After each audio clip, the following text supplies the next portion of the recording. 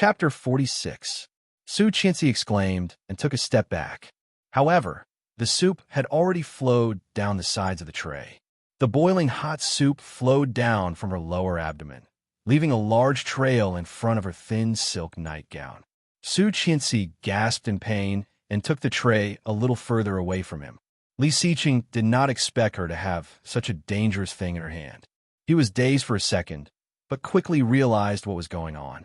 He took the tray from her and looked at the mark on her body. It was summer. In order to keep cool, she was wearing a silk nightgown, which was very thin and refreshing. The water stain happened to be on her belly, clearly reflecting the curve of her mermaid line and panties.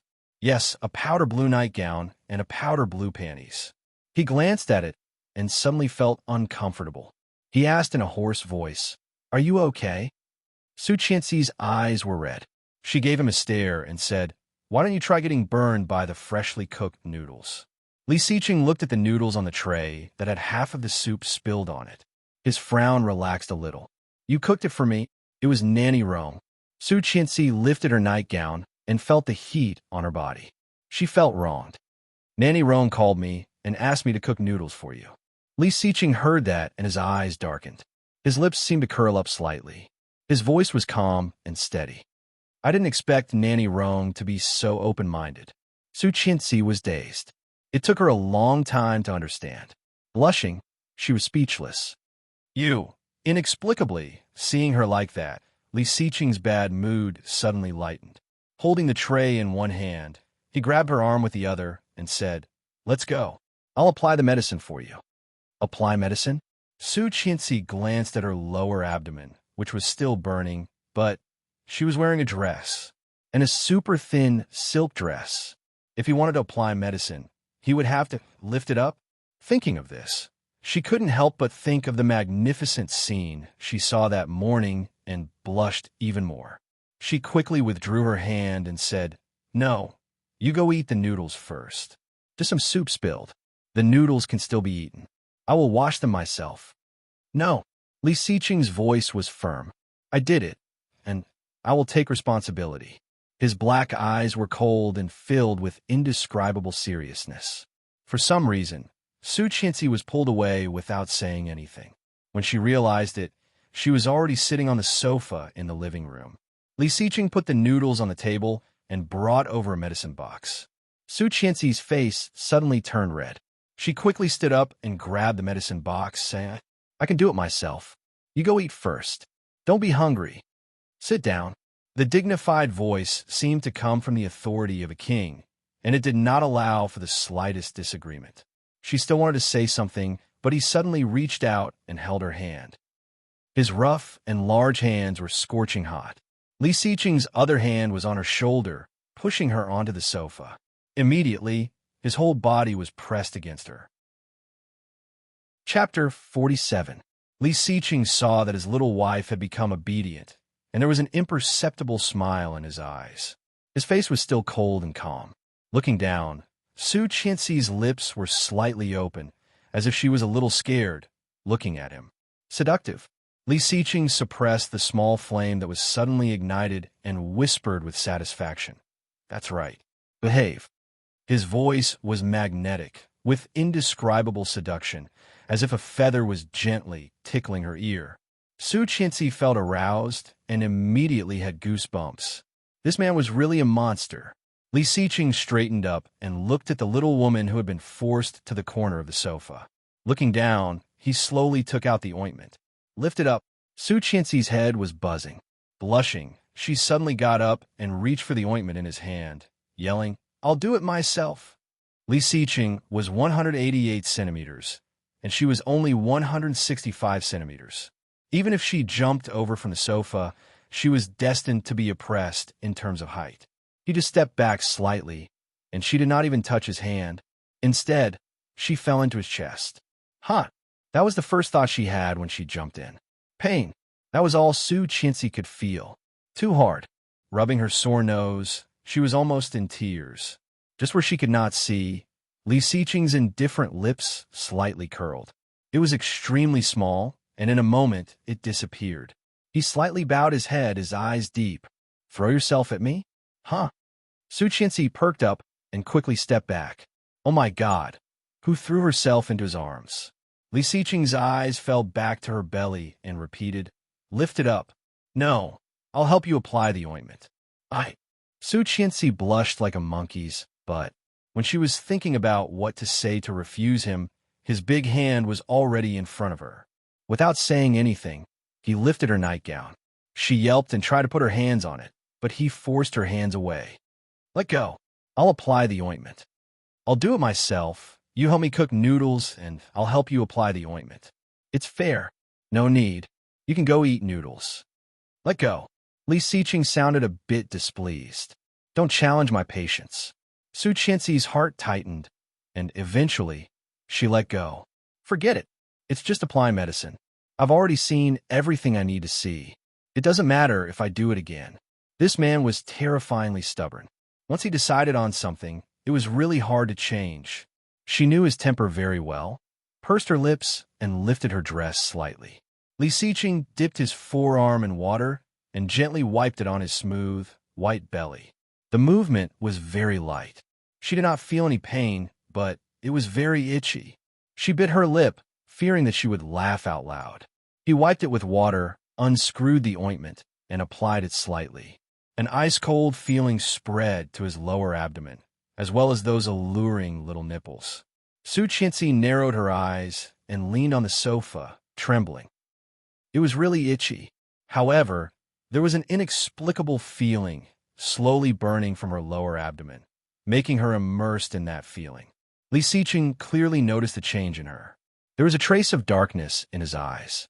He recalled the taste of that night and subconsciously licked his lips. Chapter 48.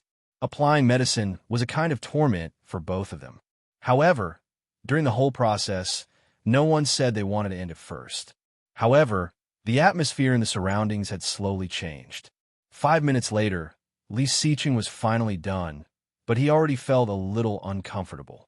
Licking his lips, Li Xiqing's eyes slid down from her belly. Powder blue panties, a mysterious inverted triangle.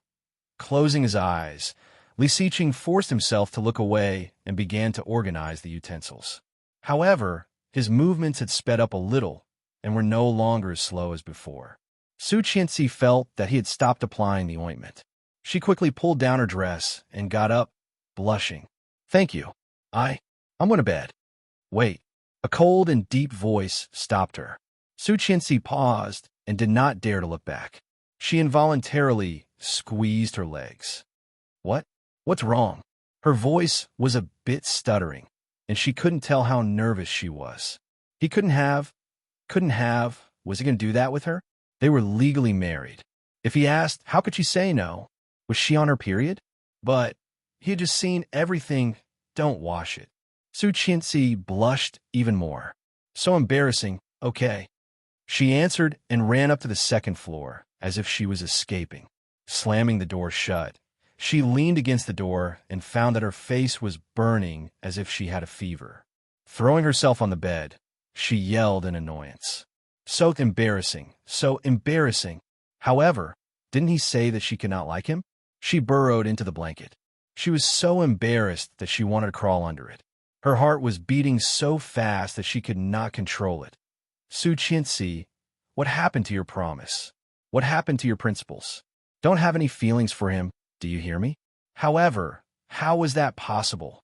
Watching her running away, Li Xiqing felt his atoms apple tighten and his body tensed up. Strange. Why was he so thirsty? Walking to the kitchen, he poured himself a large glass of ice water. Looking at the utensils that had just been used, he couldn't help thinking of that sentence. "I'll cook for you." A pair of flustered eyes and a shy face seemed to appear in front of him. Li Xiqing drank more water, and his eyes became darker and darker. Early in the morning, Li Xiqing had disappeared. Su Qianxi changed her clothes and saw a dozen missed calls. Among them, 8 were from Tang Menjing, and the other 2 were from unknown numbers. Ignoring them, he opened Weibo. The Lu Anan incident had become a hot topic on Weibo overnight.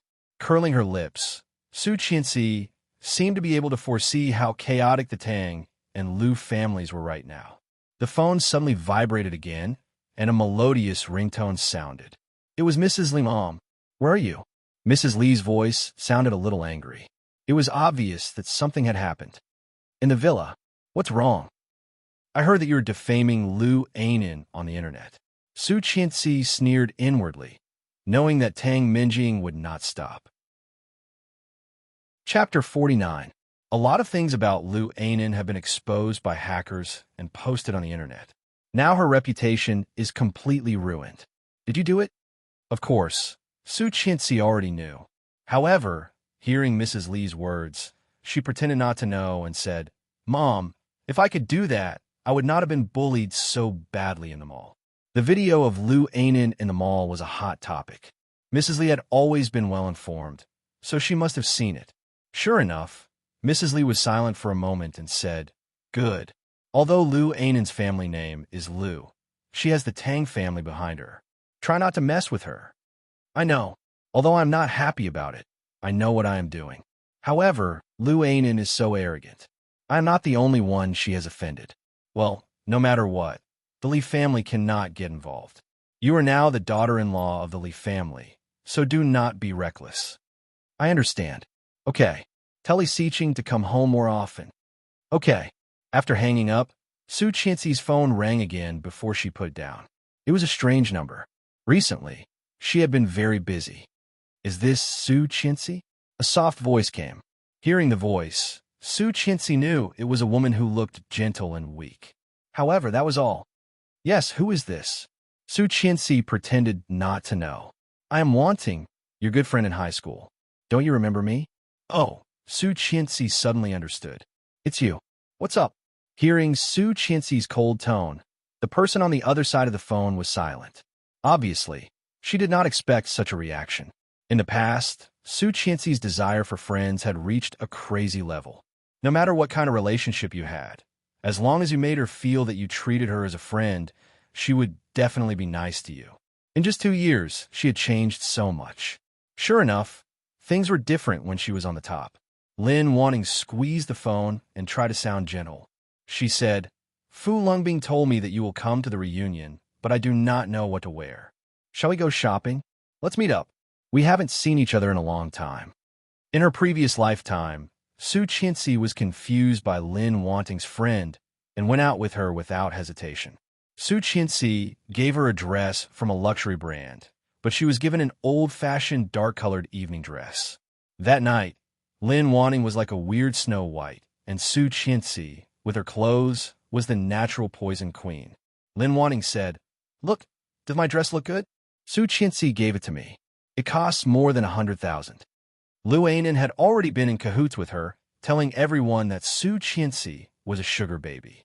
After all, who would have thought that a person who had nothing before would suddenly marry the national Prince Charming of Kingstown? Su Qianxi found it hard to defend herself. In addition, her temper was too impetuous at the time.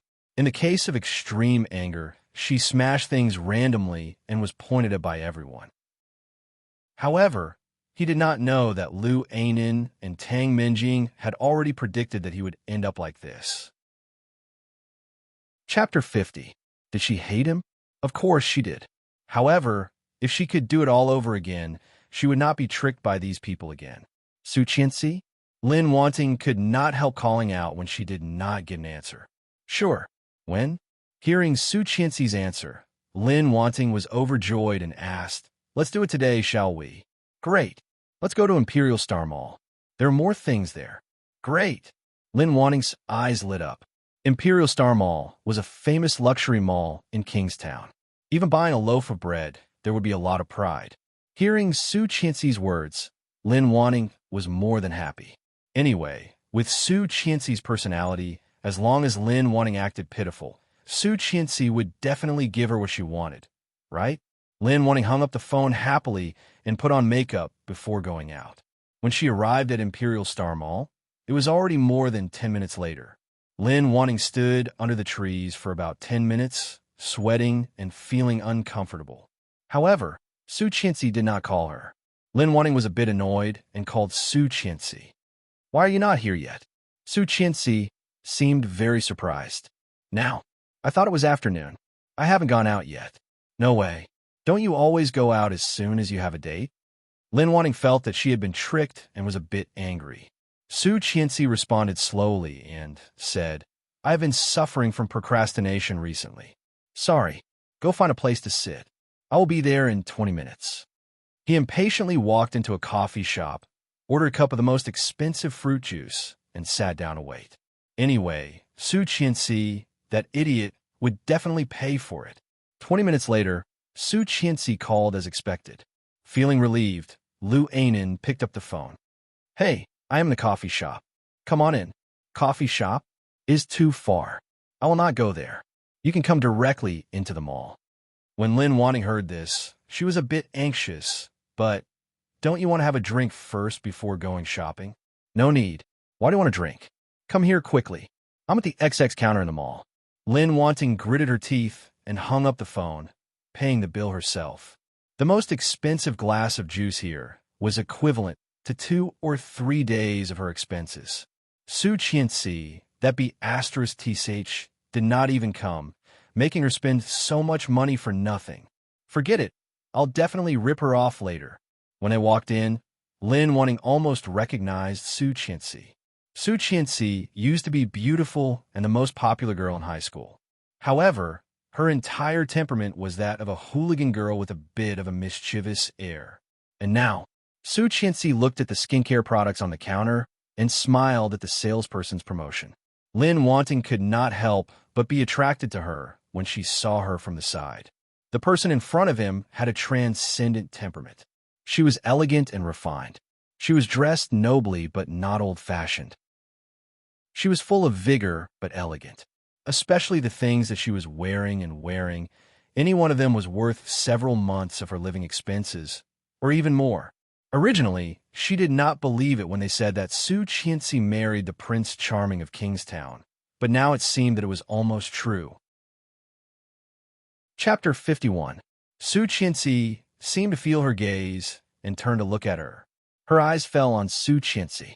However, when she saw what Lin Wanting was wearing, she frowned. He did not speak, but Lin Wanting could clearly feel his disgust for her. Lin Wanting's face suddenly became hot. She suddenly felt like an ugly duckling in front of a real white swan and had nowhere to hide. Wanting, you're here? Su Qianxi smiled brightly, as if it was not her who had just looked at her with disdain. Lin Wanting forced a smile and said, Yes, here, try this eye cream for me. I don't know how to use it and have never used it before.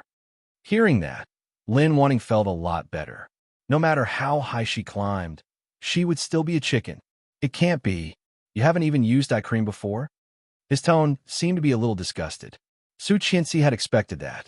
Although Lin Wanting looked gentle, she was actually even more narrow-minded than Lu Ainen. As long as Su Qianxi caught her, she would never let go of a chance to push Su Qianxi away. Lin Wanting walked over and took the eye cream from Su Qianxi's hand, feeling shocked. This brand of eye cream was notoriously expensive. Su Qianxi was looking at their latest product, which was even more expensive. Holding it in her hand, Su Qianxi could not hold back her love. She tried it on her hand and applied it again and again. Her actions made the salesperson frown. She reached out and took the eye cream back. She said, Miss, this eye cream is very expensive. Lin Wanting stared at the salesgirl and said, Expensive? You don't want me to try it? Su Qianxi quickly stopped her and said, Forget it. Then she looked at the salesgirl and said, Give me one. The salesgirl's attitude towards Su Qianxi was obviously much better. Okay, please wait a moment. I want one too. How dare you look down on me? Lin Wanting was a bit angry. The salesperson looked doubtful, but she still took one more and wrapped it up. Lin Wanting was just venting her anger. However, when she saw the price, she was immediately shocked. She counted in her heart, 10, 100, 1,000, 10,000, and eye cream cost more than 10,000 yuan. Lin Wanting was a bit scared, but thinking that Su Qianxi was with her, she relaxed a lot and said, Su Qianxi, you pay the bill too. I don't have any cash on me right now. It doesn't matter. I also pay by card. She smiled and took out the black card that he had given her. Seeing this card, Lin Wanting felt even more upset. Back then, which aspect of Su Qianxi was better than her? It had only been 2 short years since they last met, but He had actually been left so far behind. The shop assistant took the card and quickly swiped it for her. Looking at Lin Wanting, she asked, "Miss, don't tell me you didn't even bring your card?" When Lin Wanting heard the salesgirl's words, her heart tightened. She gritted her teeth and sneered. Who said that? Then, she took out her credit card from her purse. Seeing the salesgirl swipe her credit card, Lin Wanting's heart was bleeding. However, an accident happened. The credit limit is not enough. "Miss, do you have any other cards?" Inexplicably, Lin Wanting was relieved. Forget it. It's better to lose face than to lose money. 10,000 yuan was her living expenses for 4 to 5 months. Chapter 52. That's fine. Just by mine. Lin Wanting smiled brighter and nodded. Okay. Thank you, Su Qianxi. You're welcome. We are friends. Su Qianxi smiled calmly, but her eyes darkened. She swiped her card to pay the bill and began to shop in the mall with the eye cream. Holding the eye cream in her hand, Lin Wanting felt that the hundreds of dollars she had just lost in the coffee shop had come back. The feeling of having Su Qianxi in the palm of her hand came back. She knew that Su Qianxi would definitely give it to her. In high school, when Su Qianxi was poor, Su Qianxi and Lu Ainen would give her all her money as long as Lin Wanting and Lu Ainen coaxed her. Lin Wanting was thinking about how to get Su Qianxi to give her a dress when she was shopping. She knew that any dress here cost at least 100 or 200,000. If she could get a dress from Su Qianxi, this trip would not be in vain. Thinking about it, Lin Wanting put her arm around Su Qianxi's arm and tried to get close to her. The status of Star King Mall was very special in Kingstown. While it was very expensive, Su Qianxi knew what Lin Wanting was thinking, but she did not show it on her face. As they walked, Su Qianxi accidentally took Lin Wanting to a luxury store that Tang Minjing liked to take her to in her previous lifetime. The clothes here were not only expensive, but more importantly mature. Su Qianxi had a pile of clothes in her closet, all of which were of this brand. They were dark, elegant, mature, but also old. When Lin Wanting saw this store, the only feeling she had was that it was luxurious. Luxurious evening dresses were placed in the window. The long skirts were elegant and beautiful. So beautiful! Lin Wanting's eyes lit up. Su Qianxi saw her reaction and smiled. She had the same reaction when she first saw it. While marveling at the beauty, she did not care if the clothes were suitable for her age or temperament. She almost bought whatever Tang Minjing pointed at. Lin Wanting was exactly the same as Su Qianxi when she was young. Su Qianxi seemed to see herself in Lin Wanting. Ignorance, poverty, and temperament were incompatible with the atmosphere here. Before Su Qianxi said anything, Lin Wanting had already entered the store. When Lin Wanting walked in, the salesperson did not do anything. However, when she saw Su Qianxi, someone immediately came up to her. Lin Wanting quickly picked a beautiful black dress. It was luxurious and expensive. When she tried it on, she couldn't help but turn around in the mirror and smile brightly. "Does it look good?" She nodded. Yes. He looked old. She was originally 20 years old, but the clothes made her look like she was 30 years old. However, that was exactly what Su Qianxi wanted. He had caused her so much trouble in her previous life. How could she not collect some interest in this life? The salesperson behind her quickly greeted her and praised her, which made Lin Wanting happy and happy. If you like it, then buy it. Lin Wanting really likes it. This kind of texture, this kind of style, she has never seen such luxury and beauty. Before this, she did not even dare to imagine that she could wear this kind of dress. The salesperson was sharp-eyed and immediately came up to say a lot. However, when she heard the last sentence, Lin Wanting was startled. Chapter 53.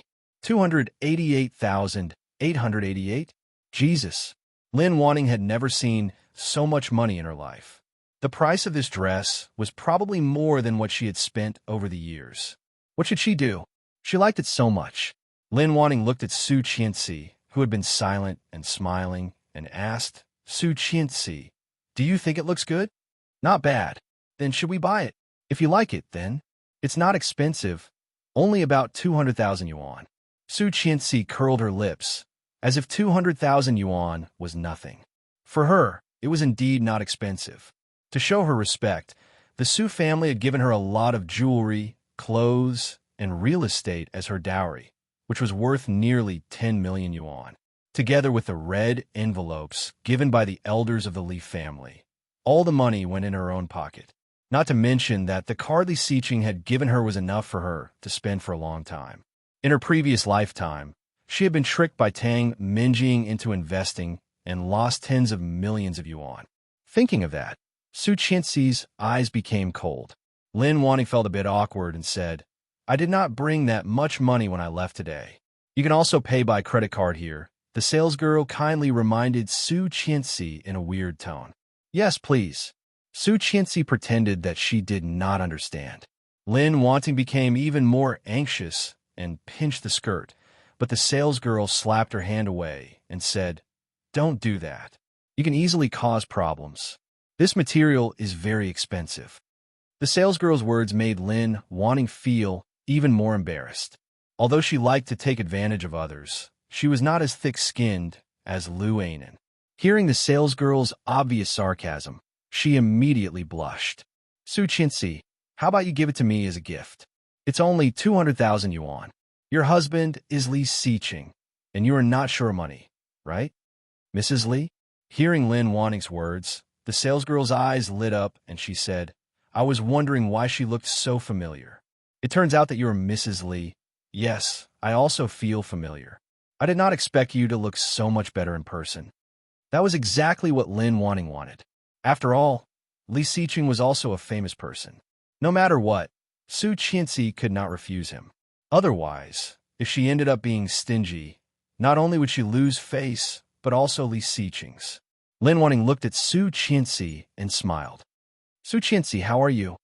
Su Qianxi frowned and said, "So it was you who asked me out." He didn't need to say what he was going to say next.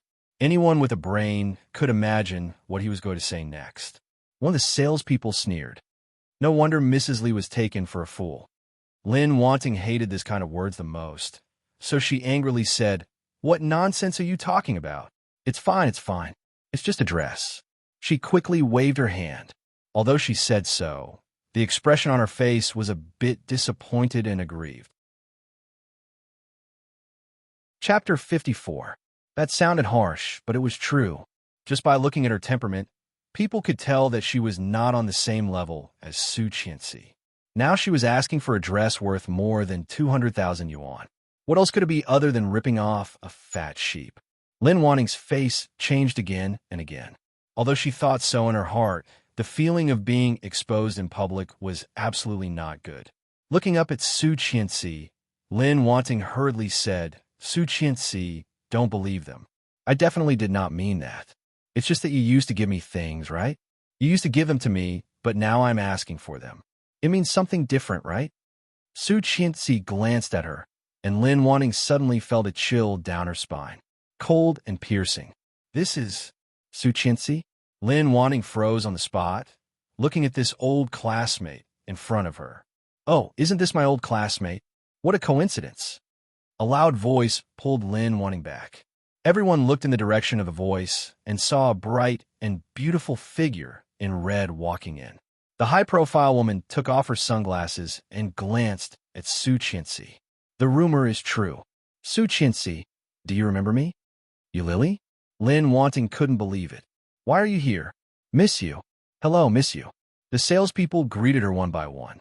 Lily put down her sunglasses and squinted at Lin Wanting contemptuously. "I am a shareholder here. Why can't I be here?" "Shareholder? Her?" Lin Wanting's eyes almost popped out. She looked at the red luxurious dress, accessories, and shoes. All of them were the latest luxury items of the season. How could this be? Lily used to be just like Su Qianxi. Poor, miserable. How could all of them suddenly turn over a new leaf? Lily's beautiful peach blossom eyes curled up, and her lips curled into a bright smile as she asked, "What's going on?" A salesperson quickly explained the whole story to Lily and then looked at Lin Wanting. "Miss, are you going to buy this dress or not? This dress is very expensive. If you don't want to buy it, take it off and put it back." Lin Wanting's face was burning. She clenched her fists and roared. How do you know I won't buy it? Is this how you treat your customers? That's right. It's not right for you to do this. How can you treat your guests like this? Lily didn't agree. She glanced at the dress Lin Wanting was wearing and said, You have good taste. This dress is the latest style this year. Then, his gaze landed on the pair of white sneakers she was wearing.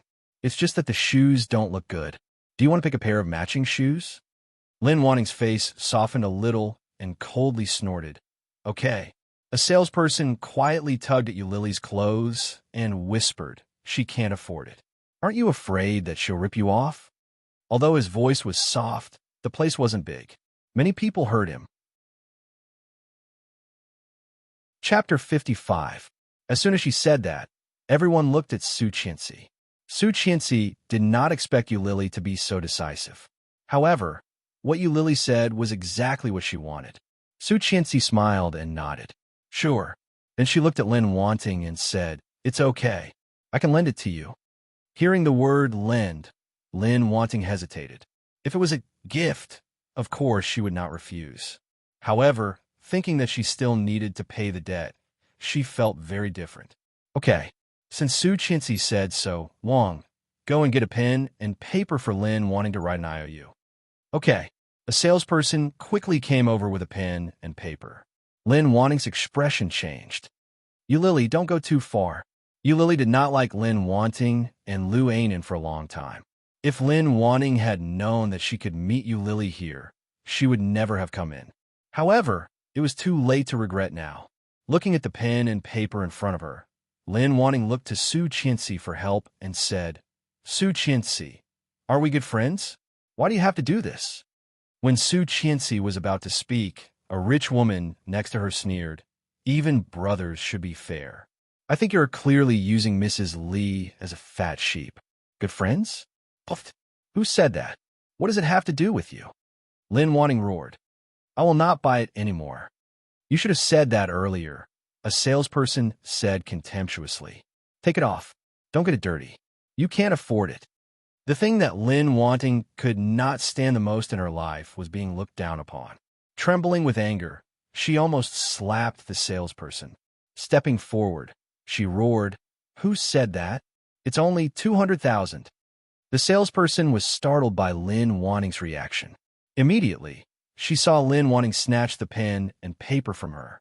He hesitated for a moment when he put down the pen, but he quickly wrote down the two big words, I owe you. Anyway, he was borrowing money from Su Qianxi.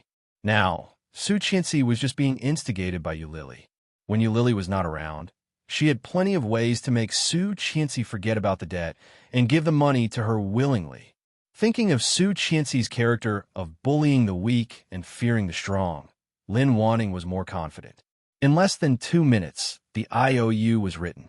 Su Qianxi paid the bill in full view of everyone. Lin Wanting scolded the salesperson for a while before letting it go. However, just as they were about to leave, Lily followed them. Lin Wanting had an ominous feeling and looked at Lily angrily. What are you doing here? Lily looked at Lin Wanting contemptuously and sneered. What does it have to do with you that I'm walking on my own path? Lin Wanting asked. What does it have to do with you? Lin Wanting was so angry and was about to refute, but she was already in front of her. It's been a while. Do you want to go to the spa together? Qian. Standing in front of Su Qianxi, Lily was bright and beautiful, looking at her with a smile. She couldn't help but think of what she had heard from others about Lily's life in her previous lifetime. Su Qianxi was an orphan, but at the age of 13, she was adopted by a family who could not have children. When she was 18, she was taken back to the Su family. Lily was also an orphan, but she was adopted by a man. Chapter 56. Lily was also an orphan, but she was adopted by a man. In other words, she was a kept woman. In addition to being a kept woman, Su Qianxi had never heard any rumors about her. Mysterious and unpredictable. However, Lily was still high-spirited and bright. Moreover, she was one of the shareholders of Star King Mall. It could be seen that the man behind Lily was definitely not weaker than Li Xiqing in terms of wealth. Su Qianxi had only heard rumors about that man. but had never seen him in person. However, from the rumors, he was as mysterious as Li Xiqing. If Li Xiqing was ranked first, that man would be ranked second. In Lily's previous lifetime, it was said that she was strangled to death in bed on her 25th birthday. Everyone only felt sorry for Lily, the bright flower, but no one dared to find out who killed her. Su Qianxi's thoughts drifted away, but she quickly came back to herself and smiled brightly. Okay. Lily's delicate face became even brighter. She curled her lips and said, "Let's go." Lily took her to a high-end leisure club. As soon as Lin Wanting arrived, her eyes lit up, and she deliberately kept a straight face, as if she was a superior person. After the sauna and hot spring, they went to the styling room in the leisure club. "Oh, Lily, you're here?" A man with pinched fingers walked over, smelling pungent perfume. Lily seemed to be a frequent visitor to this club. She sat down naturally and pointed at Su Qianxi and Lily. "I brought my friends here to get styled. Do they need any changes?" The sissy man glanced over Su Qianxi and looked at Lin Wanting. He immediately began to nitpick. He started to criticize Lin Wanting's hair quality, hair color, and style. Lin Wanting was anxious. "What should we do?" "It doesn't matter. I am famous for my magic hands. Just leave it to me." As he spoke, he picked up a pair of scissors and cut Lin Wanting's hair. Lin Wanting jumped up from her chair and said angrily, "What are you doing?" Jimmy was shocked. "I'm helping you. Look at you. Io, you look like you're 30. A 20-year-old girl should look like a 20-year-old. Come, sit down. Let Big Sis help you." Lin Wanting looked at Lily suspiciously and asked, "Is your friend reliable?" Without waiting for Lily to speak, Jimmy shouted exaggeratedly, "What do you mean by reliable? If you don't believe me, then leave." "Leave? Leave? How could he leave?" His hair had already been cut, and there was a missing piece in the middle. If he walked like this, he would look so ugly. Lily was sitting with Su Qianxi. Seeing the commotion, she just glanced at them and said, "Jimmy is a famous stylist. You can trust him." Lin Wanting sat down doubtfully and did not notice that Lily was trying to hold back her laughter. Su Qianxi seemed to have noticed Lily's purpose. Curling her lips slightly, she whispered, "In fact, it can be a little shorter." Lily looked excited and agreed.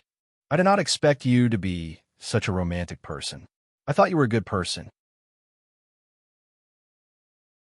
Chapter 57. Less than 10 minutes later, Su Qianxi saw the result. Holding the scissors, Jimmy quickly cut Lin Wanting's waist-length hair into ear length. In addition, Jimmy was very clever, starting from the back of her head.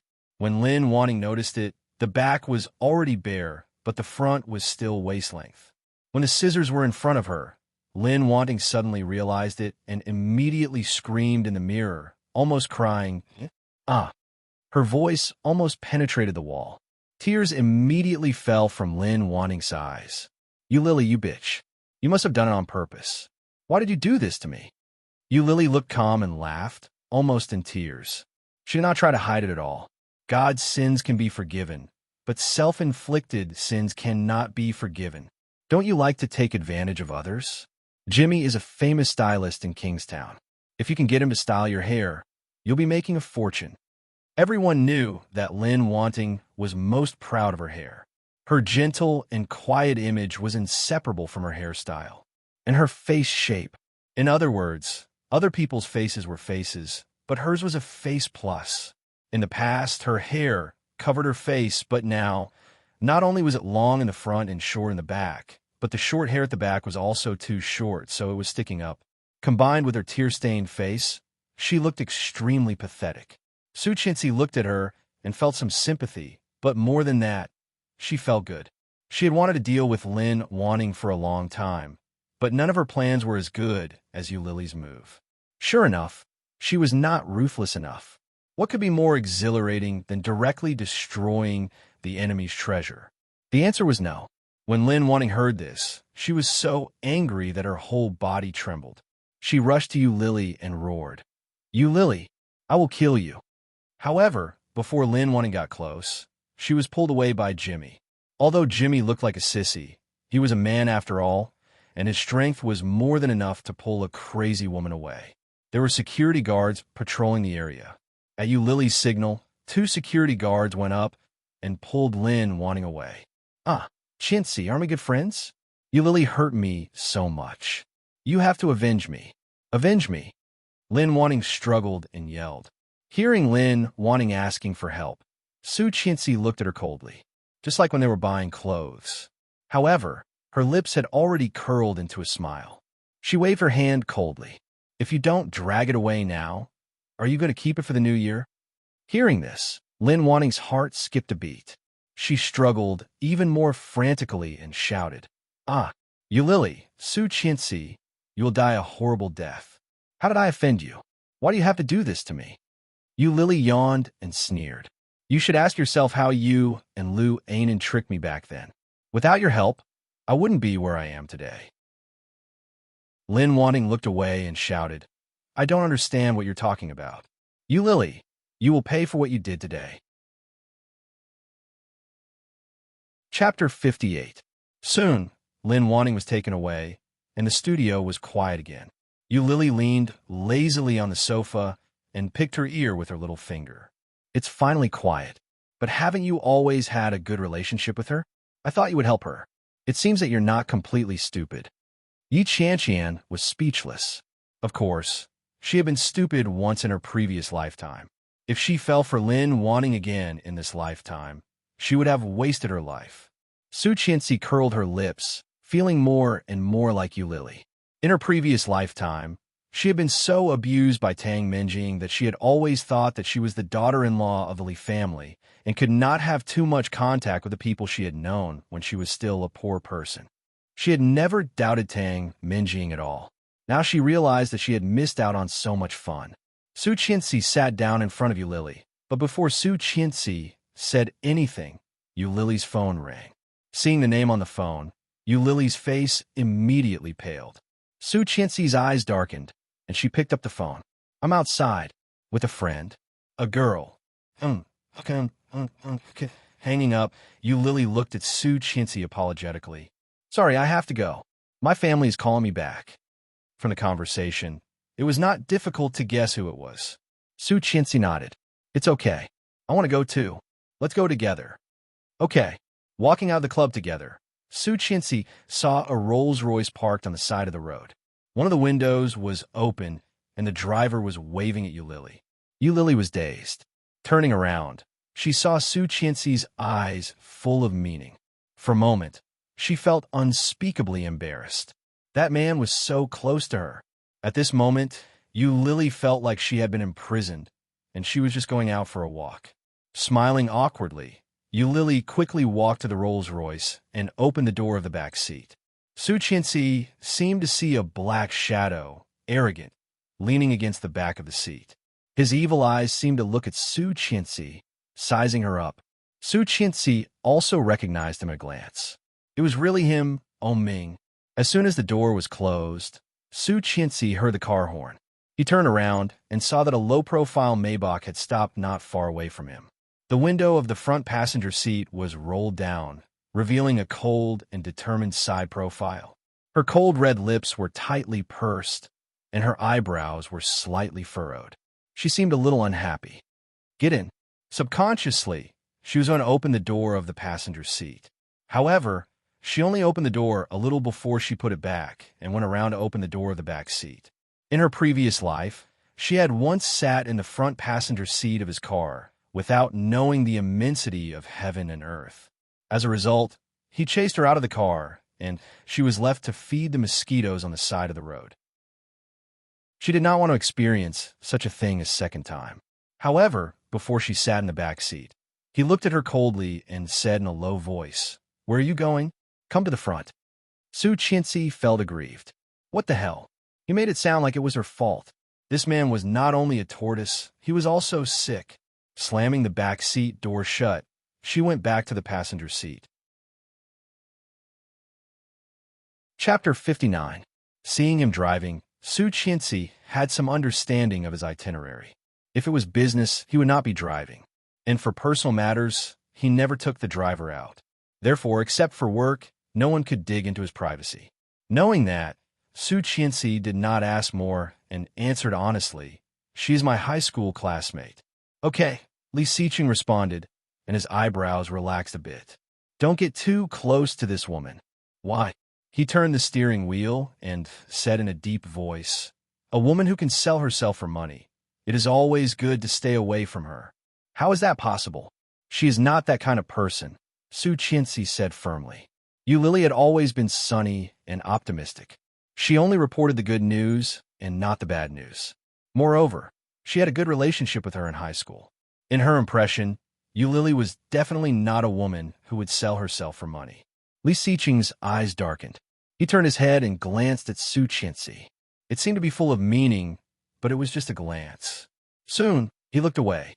"You know, Ming, I know better than you what kind of person he is." He knew better than her? Su Qianxi suddenly felt a bit strange. Why did he know better than her? Could it be that as if noticing her strange look, he glanced at her and explained, "Ming is my brother." Brother?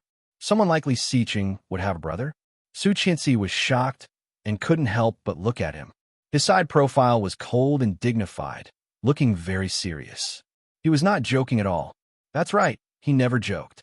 However, she had been with him for 5 years in her previous lifetime, and she had never heard that he had a brother. Turning his head, Li Xiqing immediately saw a pair of big, black, grape-like eyes, flashing with confusion and confusion. Slowly looking away, he drove without saying a word and soon arrived at the Kingstown Villa area. The next 2 days were unexpectedly calm. It was summer vacation, and Su Qianxi was bored every day, so she signed herself up for a judo class. In addition to going to class, she went home. However, on Saturday afternoon, she suddenly received a call. "Hi, Qianqian." Lu Yihan's voice was as bright as ever. What's wrong with Almighty Lu?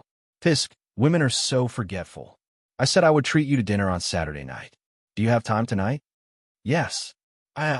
Being the wife of a rich family is really different. In the past, when I asked you out, I would have to work at any time. I'm so jealous. Su Qianxi couldn't help but chuckle. She curled up on the sofa and said, "Don't joke around. Besides, I won't go easy on you. I'm going to rip you off." Lu Yihan's tone was weird. "Oh, the trick is exposed. What does Mrs. Li want to eat? Today, I'll let you slaughter me ruthlessly. How about we go to the barbecue stand in front of the high school?" Lu Yihan almost fainted. He sighed and said, "Mrs. Li, please don't be so polite. I have money now." Thanks to Su Qianxi, the 100,000 yuan was like a timely rain. In just a few days, he had multiplied the value of the 100,000 by more than a dozen times. However, Su Qianxi was not joking. She chuckled and said, "I'm serious. I didn't dare to go before because I couldn't afford it. Now that someone is treating me, of course, I have to go." "What's wrong? Are you worried about me?" "Of course not." "Okay, then let's go there. Do you want to pick you up?" "No, I'll go there myself." "Okay, see you later." "Okay." Hanging up the phone, Su Qianxi hummed and went to change. Fortunately, she had not thrown away her old clothes. Otherwise, she would be treated like an alien if she went to eat barbecue in branded clothes. Chapter 60. It was already past 7 p.m. when she arrived at her alma mater. Su Qianxi paid the fare and saw a red Renault parked not far away, with a young man leaning against it. He looked about 20 years old, wearing a pair of rimless glasses. His skin was white, his nose was high, and his lips were tender and thin. The moment he saw Su Qianxi, a bright smile bloomed on his face. "Hi, Qianqian." Su Qianxi saw his casual clothes and the bright smile on his face, which made him look like a handsome young man. "Wow, I haven't seen you for a long time, and you've become so beautiful. It's amazing." Lu Yihan exclaimed exaggeratedly and covered his eyes. "I'm blinded. Don't get too close to me. The halo of a goddess will knock me down." Su Qianxi chuckled. "You really haven't changed at all." Lu Yihan also laughed and stood next to her. He reached out and measured her head with a look of disgust. "But you really haven't grown taller.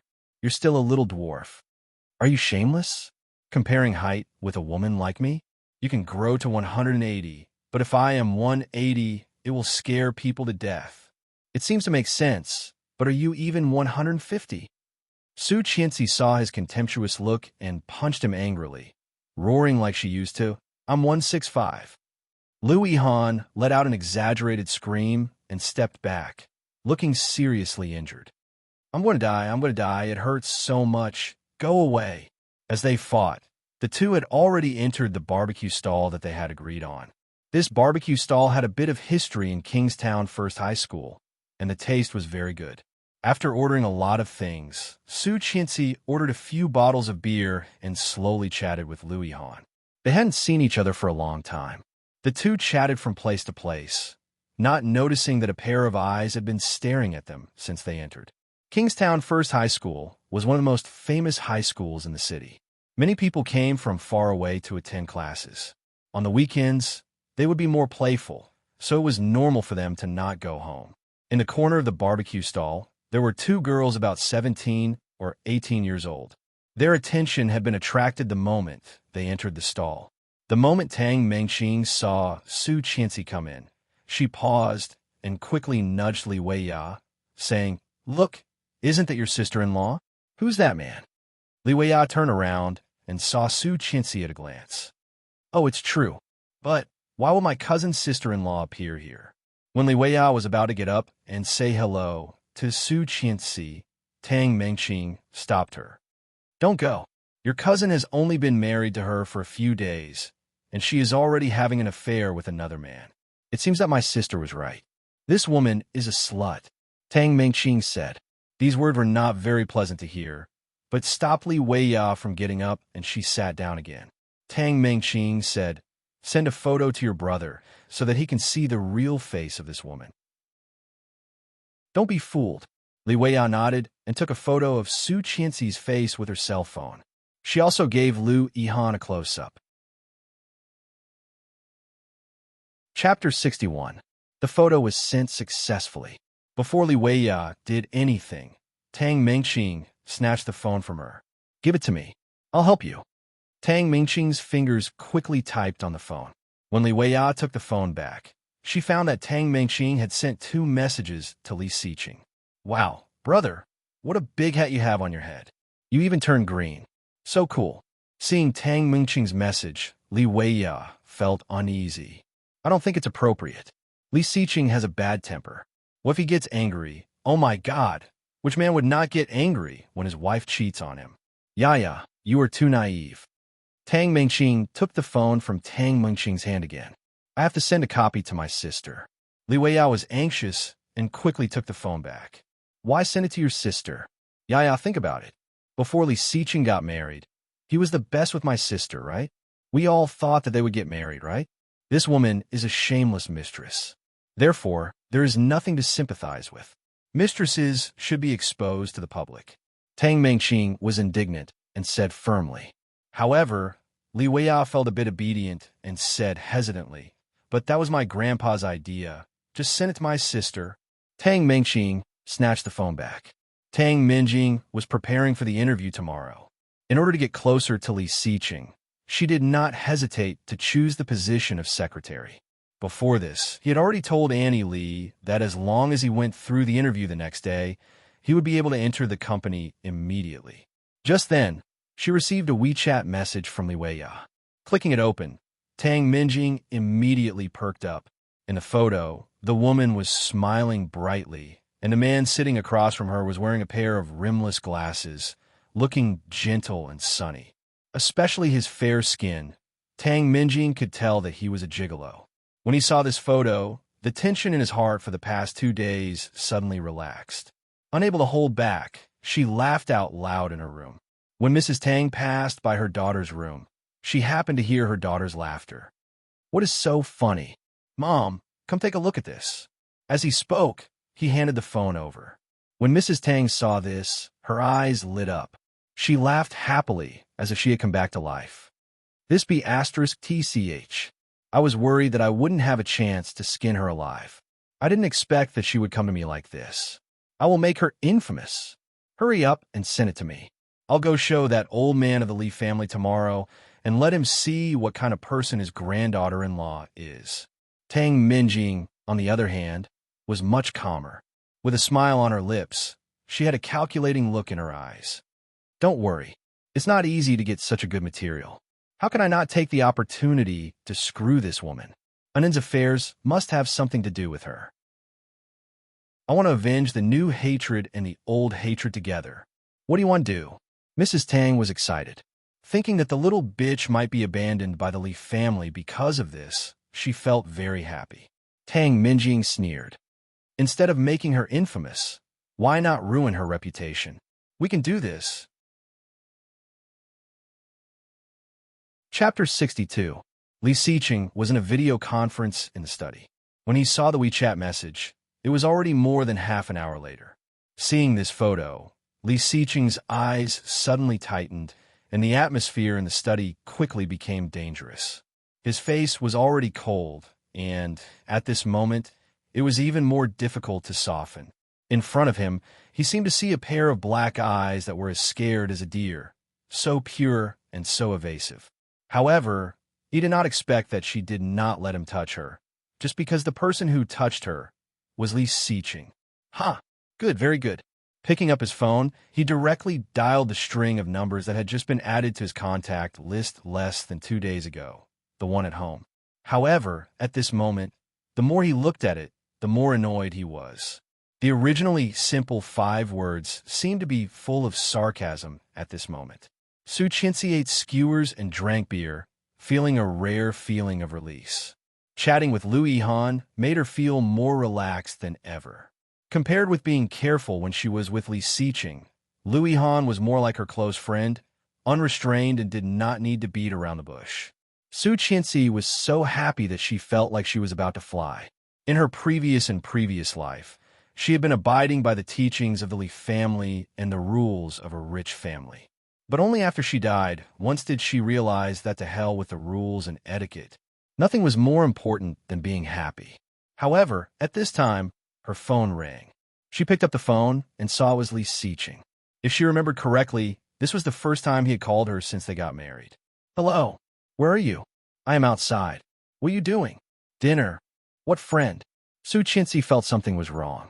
Although Li Siqing usually spoke with no warmth, he was not as aggressive as now. It seemed that he was a bit angry. What was he doing? Checking up on me? However, after thinking about it, she still said, good friend. Li Siqing, who was far away in the house, heard that and his eyes became colder. Good friend. Male or female? What? Don't dare to say it? Li Siqing's voice was slightly sarcastic. He's a guy, just a high school classmate. She did not understand why she had to explain, but she still felt at ease. She had nothing to do with Liu Yihan, so she was not afraid to tell him. However, a low chuckle came from the other side. Extremely low, extremely cold. Why didn't you choose a smarter place to meet another man in private? Kingstown First High School? Su Qianxi's heart skipped a beat, and she quickly looked around. Seeing her reaction, Li Weiya immediately lowered her head guiltily and ate the skewers in silence. However, she still saw it. Tang Mingqing was not afraid at all. She looked at Su Qianxi provocatively. That's what we said. What do you think? Seeing her like that, it was not hard to guess who she had received a call from. Chapter 63. Tang Mingqing, Tang Minjing's younger sister. Su Qianxi did not hang up, so Li Siqing heard Tang Mingqing's words. The temperature in the study plummeted. No man could accept his wife treating him like this. Not to mention a man like Li Siqing. Because they were already married, he had slowly distanced himself from Tang Minjing in order to maintain the marriage. Although it was only for Grandpa's sake. Still, he had shown his sincerity. However, he did not expect that this woman was dating another man so openly. After hanging up, Li Siqing called Yang and said, "Go to Kingstown First High School and pick up your wife." Yang had just finished showering and was about to go to bed with his wife. While they were having sex, he suddenly received such a call. His anger was immediately extinguished by the coldness in his words. "Yes, sir." Su Qianxi looked at the girl in front of her and suddenly laughed. Confused, Tang Mingqing suddenly felt goosebumps all over her body. Looking at Su Qianxi, she stammered, What are you laughing at?" Do all the Tang family members like to meddle in other people's business? Indeed, there's a difference in manners. Although Tang Mengqing was only 17, she was not stupid at all. Su Qianxi was obviously scolding him for his poor upbringing. Trembling with anger, Tang Mengqing said, "What are you talking about, Su Qianxi? You're the one who is cheating." Cheating? Su Qianxi arched an eyebrow. Do you know what cheating looks like? Su Qianxi's voice was unexpectedly deep, with an indescribable sense of danger. This feeling was exactly the same as when she was facing Li Xiqing. Frightened, Tang Mengqing took a step back. It was not because Su Qianxi looked fierce at the moment, but because of her aura and the look in her eyes. As a 17-year-old girl, Tang Mengqing could not handle that. So scary. Tang Mengqing was speechless, standing there. Su Qianxi glanced at her lower abdomen and joked, "You are the one who is cheating. Do you want to do an amniocentesis to see whose baby is in your belly?" Su Qianxi's words stunned Tang Mengqing, as if she was struck by lightning. She. How did she know? She didn't even tell her best friend, Li Weiya, about this. The only person he had ever told was his sister. In addition, Tang Minjing had agreed to take her to have an abortion tomorrow. Did Tang Minjing tell her? Tang Mingqing's face had turned pale. Hearing Su Qianxi's words, her brain was in a mess. She retorted, "What were you talking about? How could I be pregnant with someone else's child?" "So, you are really pregnant?" Li Weiya covered her mouth in disbelief. Lu Yihan did not speak from beginning to end. Hearing this, he laughed. "Little girls nowadays really know how to play. Does your family know that you're so open?" However, he wasn't sure if her family knew about it. But he could guarantee that before tomorrow, this little girl's reputation would be completely ruined. Chapter 64. Tang Mengqing was dumbfounded. Realizing that she had spilled the beans, her face was as pale as a sheet of white paper. After all, she was just a teenage girl. No matter how powerful her mother and sister were, they were still young. Under Su Qianxi's aura, Tang Mengqing was overwhelmed.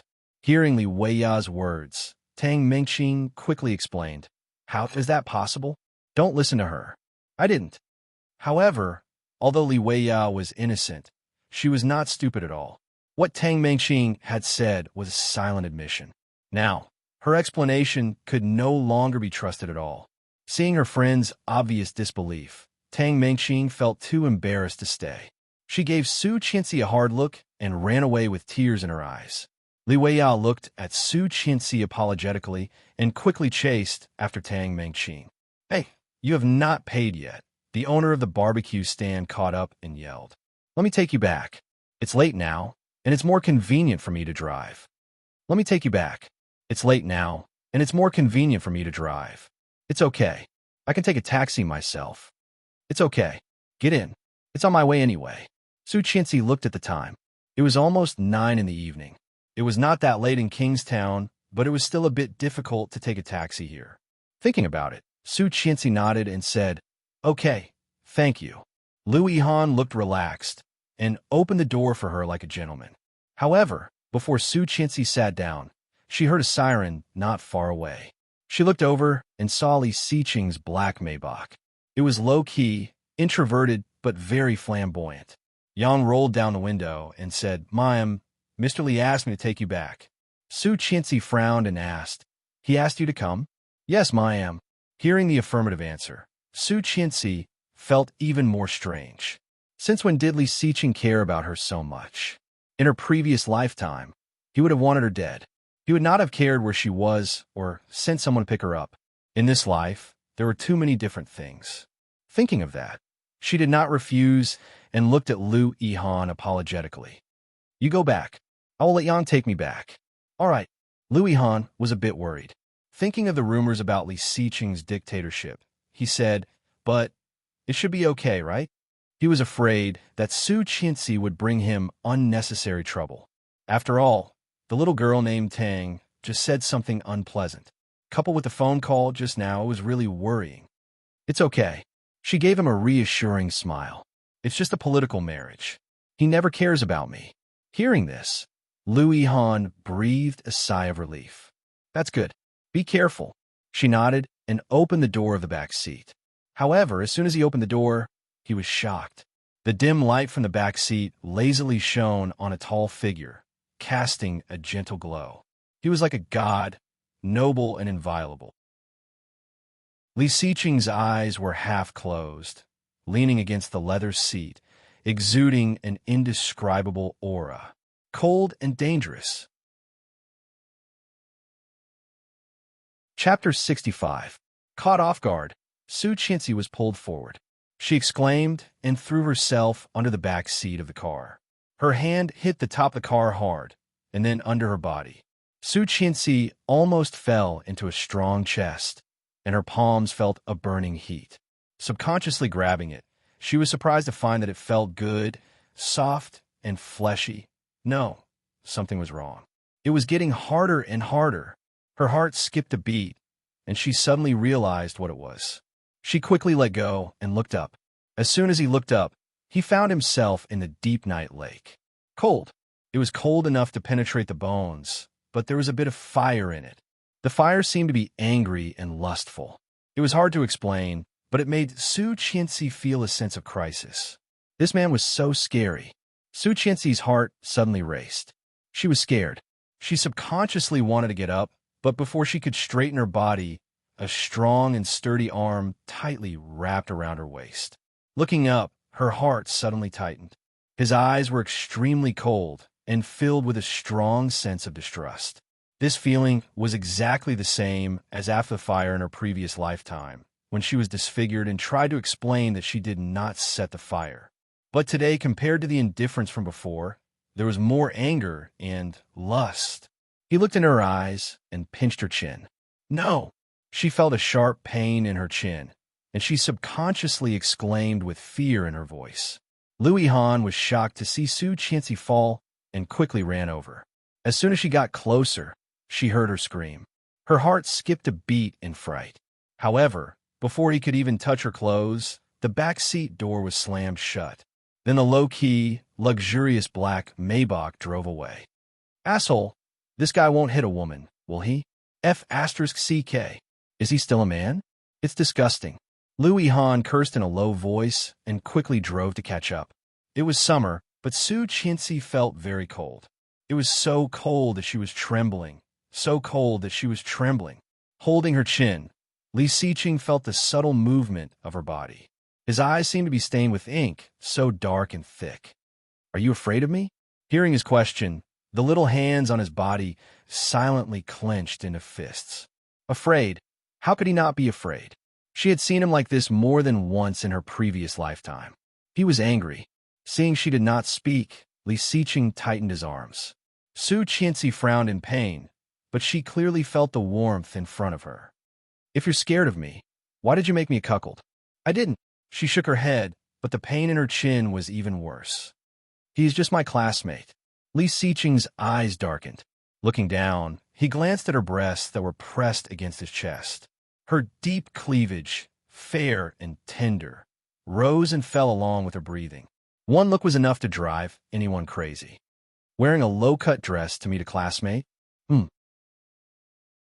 Su Qianxi felt insulted and struggled to get up, but he pressed her even harder and pressed her against him. Chapter 66. His rapid breathing was particularly conspicuous in the silent back seat of the car. Su Qianxi's heart was racing.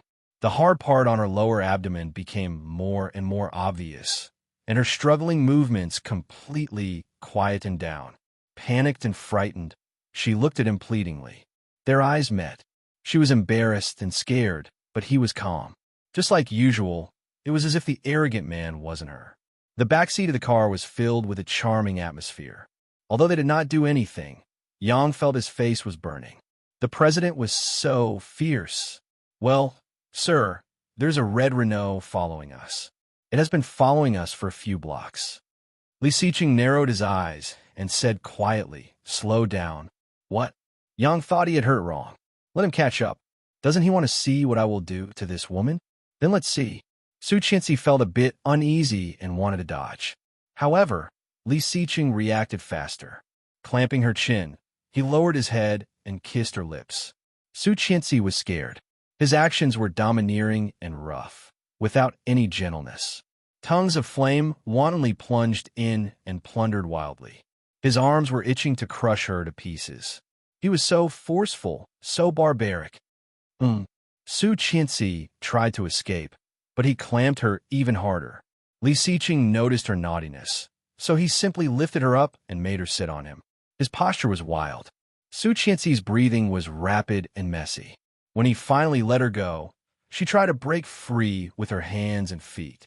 However, the strength of a man and a woman was so different.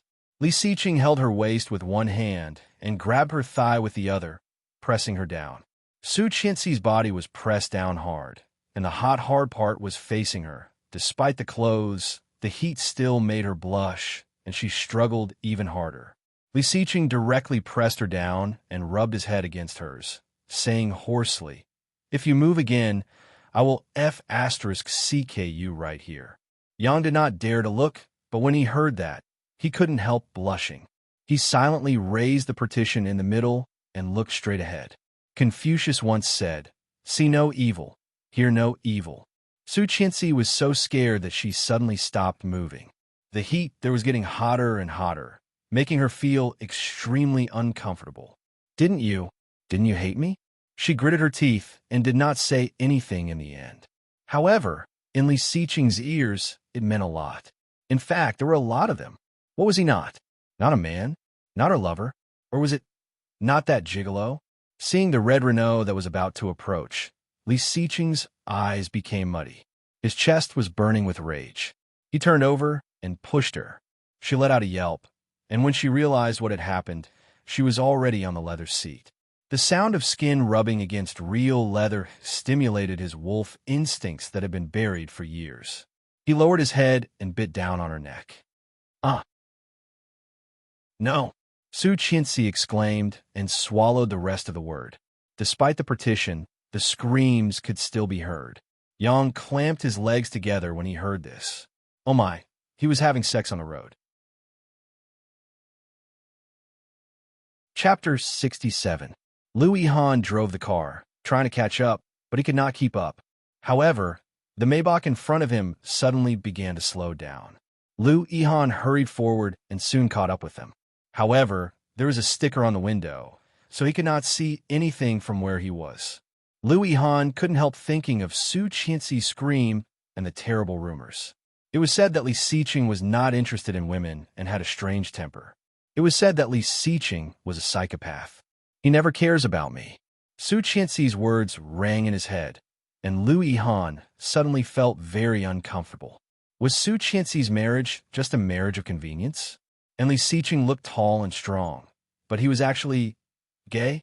Liu Yihan was frightened by his own imagination, and his heart was filled with infinite bitterness. Hence, he stepped on the gas pedal to the maximum and drove straight up to the front of the Maybach. Su Qianxi struggled and resisted, but the man on top of her was completely unmoved. Li Xiqing became more and more powerful, and his anger became more and more intense. His big hand pulled hard, and the sound of clothes tearing came. Su Qianxi could not hold back her tears anymore. Horrible. She had never seen Li Xiqing like this. In the past, he could throw her out of the car to feed the mosquitoes, question her for Tang Minjing, and even make out with her to show Grandpa. However, after that, he hated her like a virus. However, it was the first time in her 2 lifetimes that he had treated her like this. Why? Did he really believe Tang Minjing's words and wanted to verify it? Tasting Su Qianxi's tears, Li Xiqing was even more reminded of the green hat on his head. Before the wedding, she pretended to be crazy, and on the wedding night, she was passionate. However, after that, she treated him like a wild animal. He should have thought of it, even though she had given her first time to him. Her heart was filled with another man. At this moment, all Li Xiqing could think of was to destroy her. Scared, Li Xiqing paused and looked down at the little woman who was shivering under him. Afraid, Su Qianxi answered silently in her heart, but she could not make any sound. Her bright black eyes were full of fear, with a little grievance and a trace of vulnerability. His eyes were like rolling waves, and his burning desire was constantly rising. Inside the carriage, the sound of rapid breathing was especially ear-piercing. Su Qianxi's heart was beating fast, and her hand holding his clothes tightened. Just when she thought he was going to do something, the car stopped abruptly. He leaned forward and fell down. Su Qianxi was caught off guard and exclaimed, "Just now, no matter how crazy Li Xiqing was, there was always a little distance between them. But with this break, they were stuck together tightly.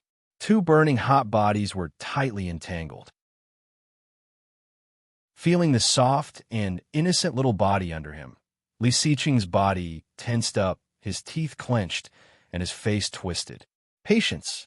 Su Qianxi clearly sensed that he was trying to hold back. However, what was he enduring? Don't tell me he wants to hit me? Su Qianxi was even more scared. Her heart felt like it had been hit hard. Bang, bang, bang. Chapter 68. The window was rolled down, and a gust of hot air blew in his face. Lu Yihan immediately saw the elegant man leaning in the back seat of the car. His body was slightly tilted, and his clothes were messy. His slightly curly short hair was slightly curled, but it did not look messy. Instead, it looked ambiguous. Li Xiqing slowly turned his head, his cold eyes like those of a cheetah, sharp and deep. Vaguely, Lu Yihan seemed to see some mockery in those cold eyes. Although he did not say a word, it was enough to make people feel a sense of oppression. Cold and dangerous. Looking inside, he only had time to see Su Qianxi's messy clothes and blushing cheeks before his eyes were covered. Lu Yihan did not expect to see such a scene. Although it was just a glimpse, it was not difficult to imagine what was going on in the car. Blushing slightly, Lu Yihan's worried heart was relieved. It turned out that she was not abused. However, at the same time, he was a bit depressed. It was a pity that she was not abused. Lu Yihan felt a bit conflicted. Slapping Li Xiqing's hand away, he said, "Are you Qianqian's husband?" "Qianqian?" So affectionate. Li Xiqing's eyes suddenly became cold. Lu Yihan only felt a shiver, and a chill spread from his feet to his whole body. This man was indeed as scary as the rumors said. "What's up?" His voice was low and cold, with an obvious alienation. "She and I are just classmates. We haven't seen each other for a long time, so we just had dinner together. Don't get me wrong." Lu Yihan explained, but thinking that it might not be enough, he added, "Aren't you very good? You can check it out. We have never seen each other before. Yihan, you go back first." Su Qianxi's voice came from the back seat, a bit low and husky. However, Lu Yihan's sight was completely blocked by Li Xiqing, and he could not see her at all. Vaguely, Lu Yihan felt something was wrong, but he could not describe the feeling at all. She seemed to be not willing? Lu Yihan was shocked by his own thought, frowning and asking, "Qianqian, are you okay? It seems that you really want to participate in our emotional exchange." Emotional exchange. Lu Yihan blushed again, quickly stepped back, and said, "No, hands." Li Xiqing glanced at Lu Yihan's hand on the window. Lu Yihan felt like he had been struck by lightning and quickly retracted his hand. The window was rolled up again. Lu Yihan looked at the black Maybach driving away and felt a sense of emptiness in his heart. She left. Her husband took her away. Returning to the villa, Su Qianxi was almost carried out of the car. Li Xiqing's strength was amazing, but it was obvious that his movements were much gentler than when he was in the car. Her wrist was hurting, and her heart was pounding. She had to try to keep up with him. As soon as he came in, he threw her onto the sofa and threw a cell phone at her. Su Qianxi sat down and took the phone that had been thrown aside with some surprise. At a glance, she saw her back and Lu Yihan's profile. The angle of the photo was very ingenious. From this angle, it looked like they were kissing. "I didn't." She panicked. No wonder he was so angry. Chapter 69. He gave her a deep look and reached out to straighten his messy clothes. His face was so cold that Su Qianxi did not notice the arrogance under his clothes. At this moment, Following his movement, Su Qianxi's eyes naturally moved down. Her face that had finally calmed down suddenly blushed. Suddenly standing up, she put the phone on the sofa and stepped back to keep a distance from him. I did not. I would not do such a thing. She was avoiding him. Was she afraid that he would touch her? Li Xiqing easily sensed her purpose, and his cold eyes became a bit angry. He took a big step forward and grabbed her arm. His anger was monstrous. Su Qianxi did not dare to look at his piercing eyes and looked away. Li Xiqing stared at her as if asking, "You did not do such a thing. Why are you avoiding me?" However, before Su Qianxi said anything, he let go of her hand and said, "Dirty." Then, he turned around and strode to the second floor.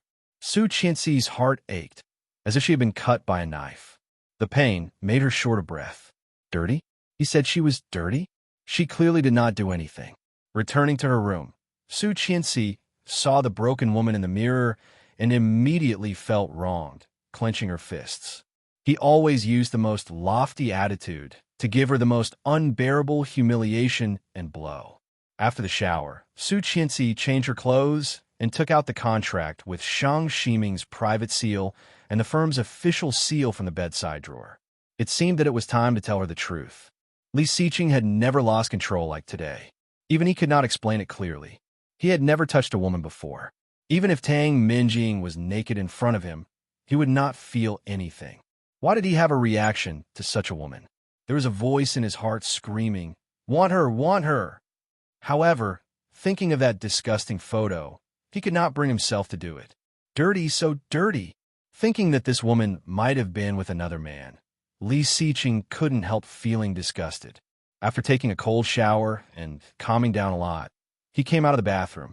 As soon as he opened the bathroom door, he saw a delicate figure sitting on his bed.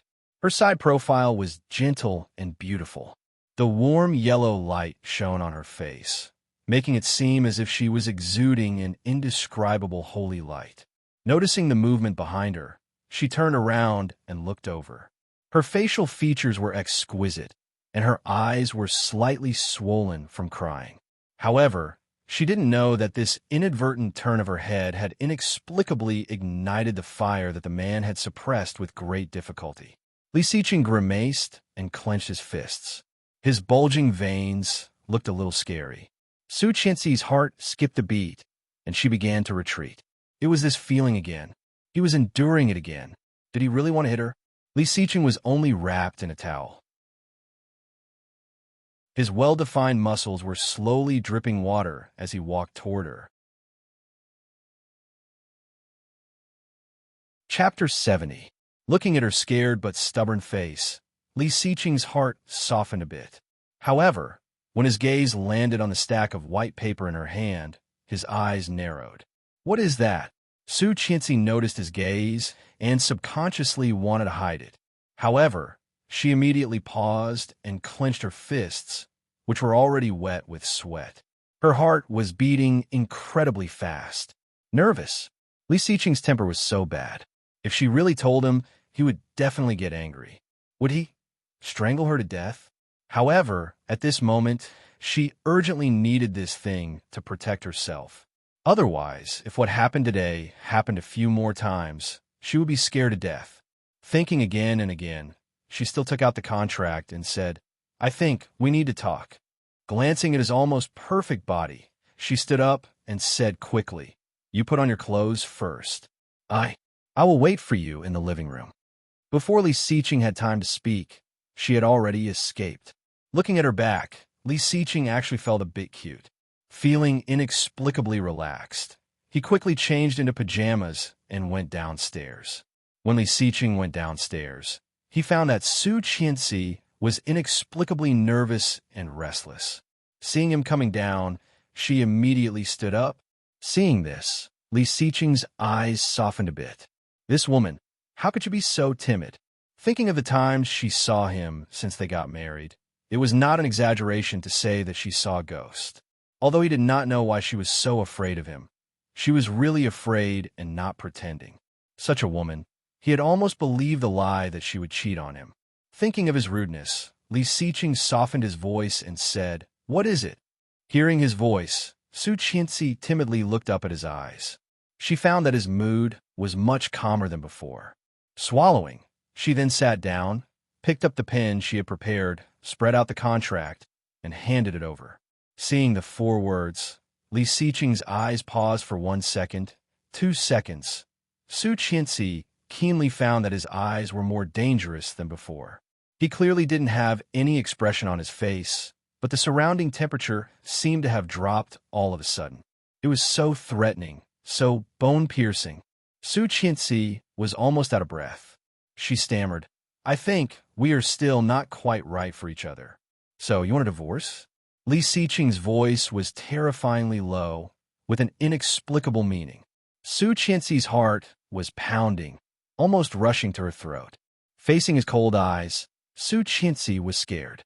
However, she still nodded and said softly, "I know you hate me very much, but you can't disobey Grandpa's orders. So, I can wait for a year before we divorce. At that time, we can pretend that I'm infertile in divorce. At that time, Grandpa won't have any reason to blame you. You've thought it through?" His voice was still very low, and she could not hear any emotion in it. It was like a cold machine, without the slightest fluctuation.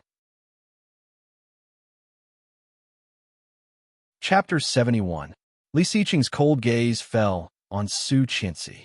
His eyes were dark and dangerous. He walked up, took the contract, and read it.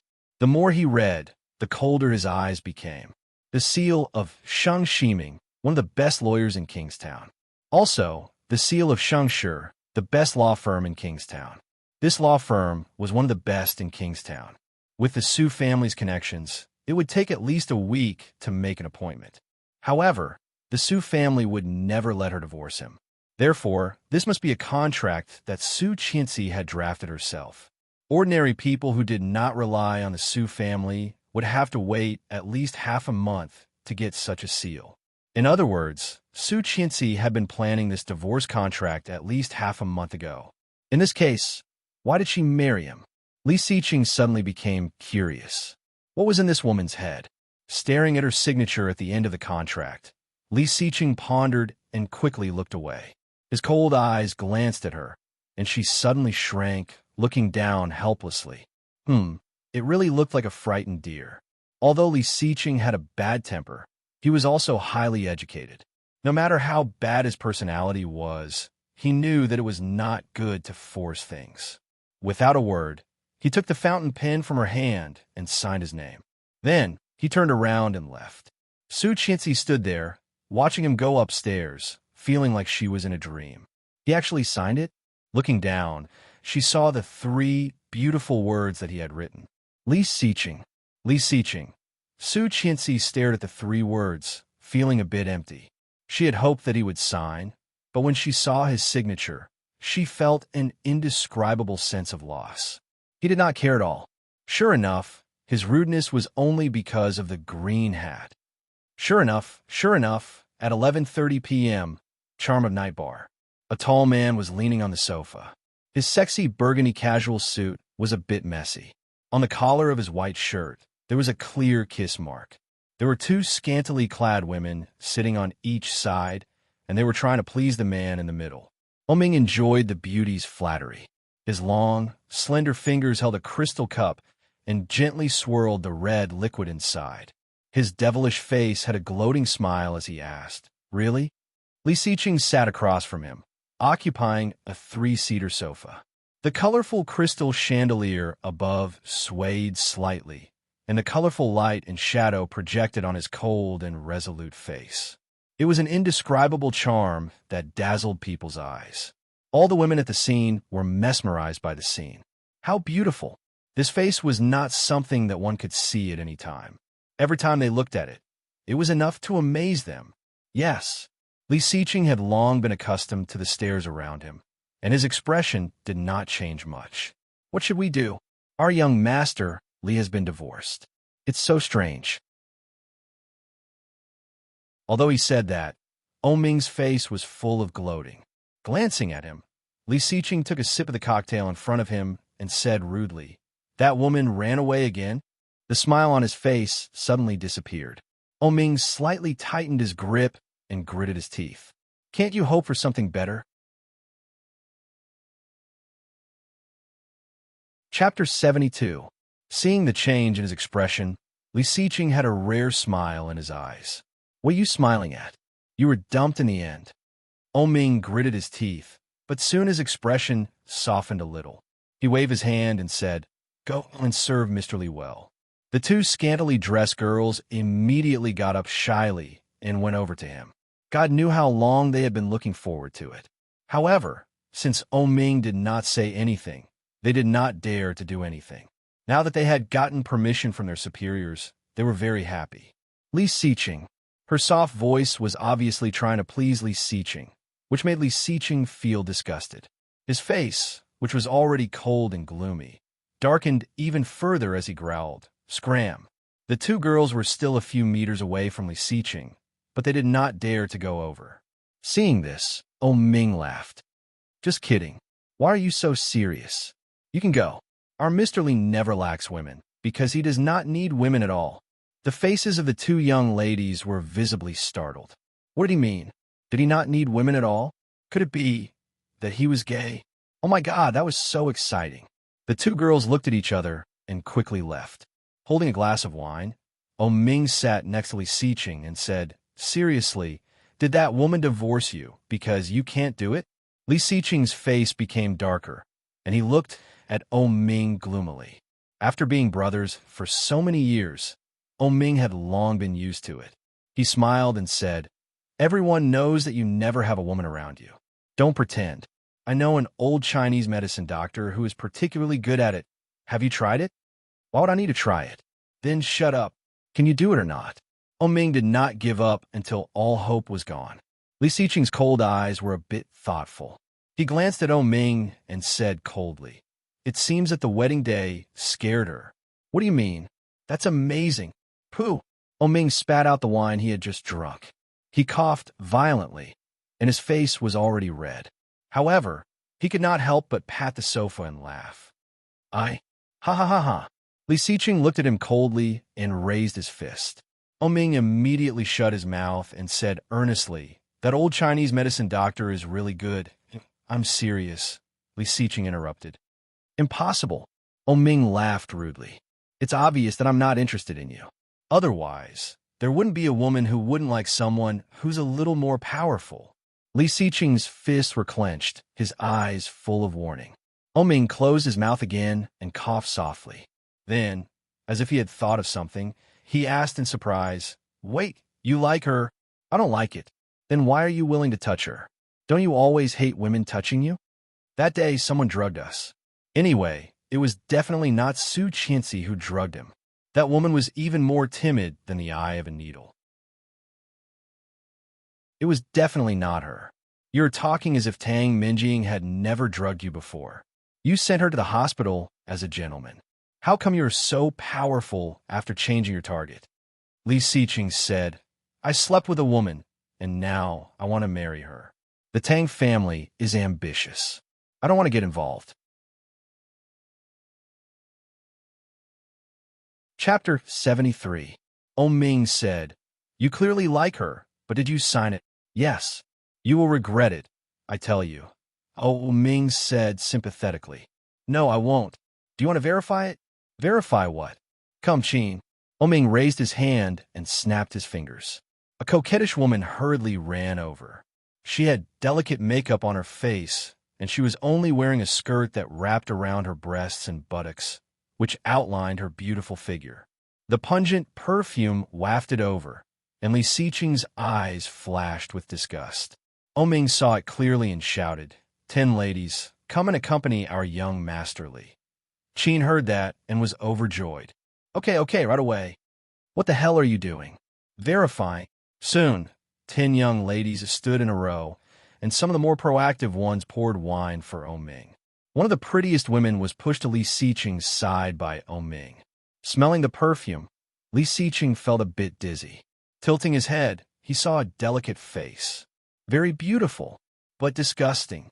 Su Qianxi's face was more pleasing to his eyes. And the smell? The unique fragrance of a young girl, light and seductive. Seeing that Li Siqing did not lose his temper, the woman poured him a glass of wine and charmingly put her breasts on it, saying, "Li Siqing, Mr. Li, don't." Suddenly, a weak moan appeared in his heart, overlapping with the flirtatious voice, increasing in intensity. A pair of aqua eyes filled with fear and terror seemed to appear in front of him. It was like a frightened deer that was running away in a panic. Realizing that he was actually thinking about that woman, Li Siqing's heart suddenly sank, and he suddenly felt irritated. Impatiently pushing the woman next to him, he growled, "Get out!"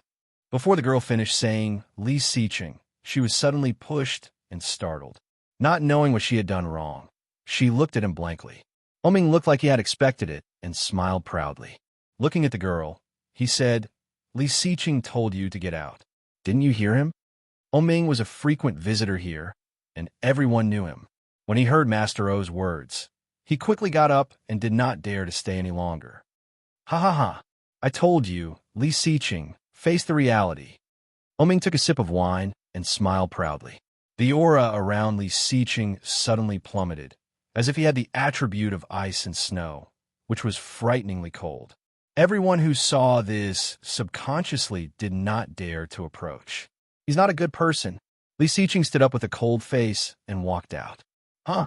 You're leaving already?" Oming shouted. Li Siqing did not have any intention of staying, so he suddenly felt a little bored. After leaving the bar, he returned to the house he had bought for Yulili. After searching for a long time, he still couldn't find the key, so he simply pressed the doorbell. Yulili was sleeping soundly.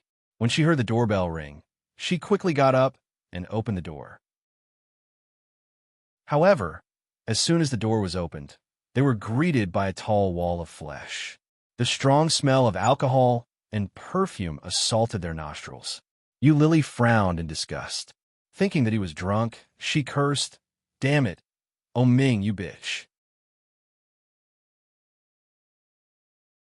Chapter 74. Yulili was suddenly picked up. She couldn't help but exclaim and put her hand around his neck.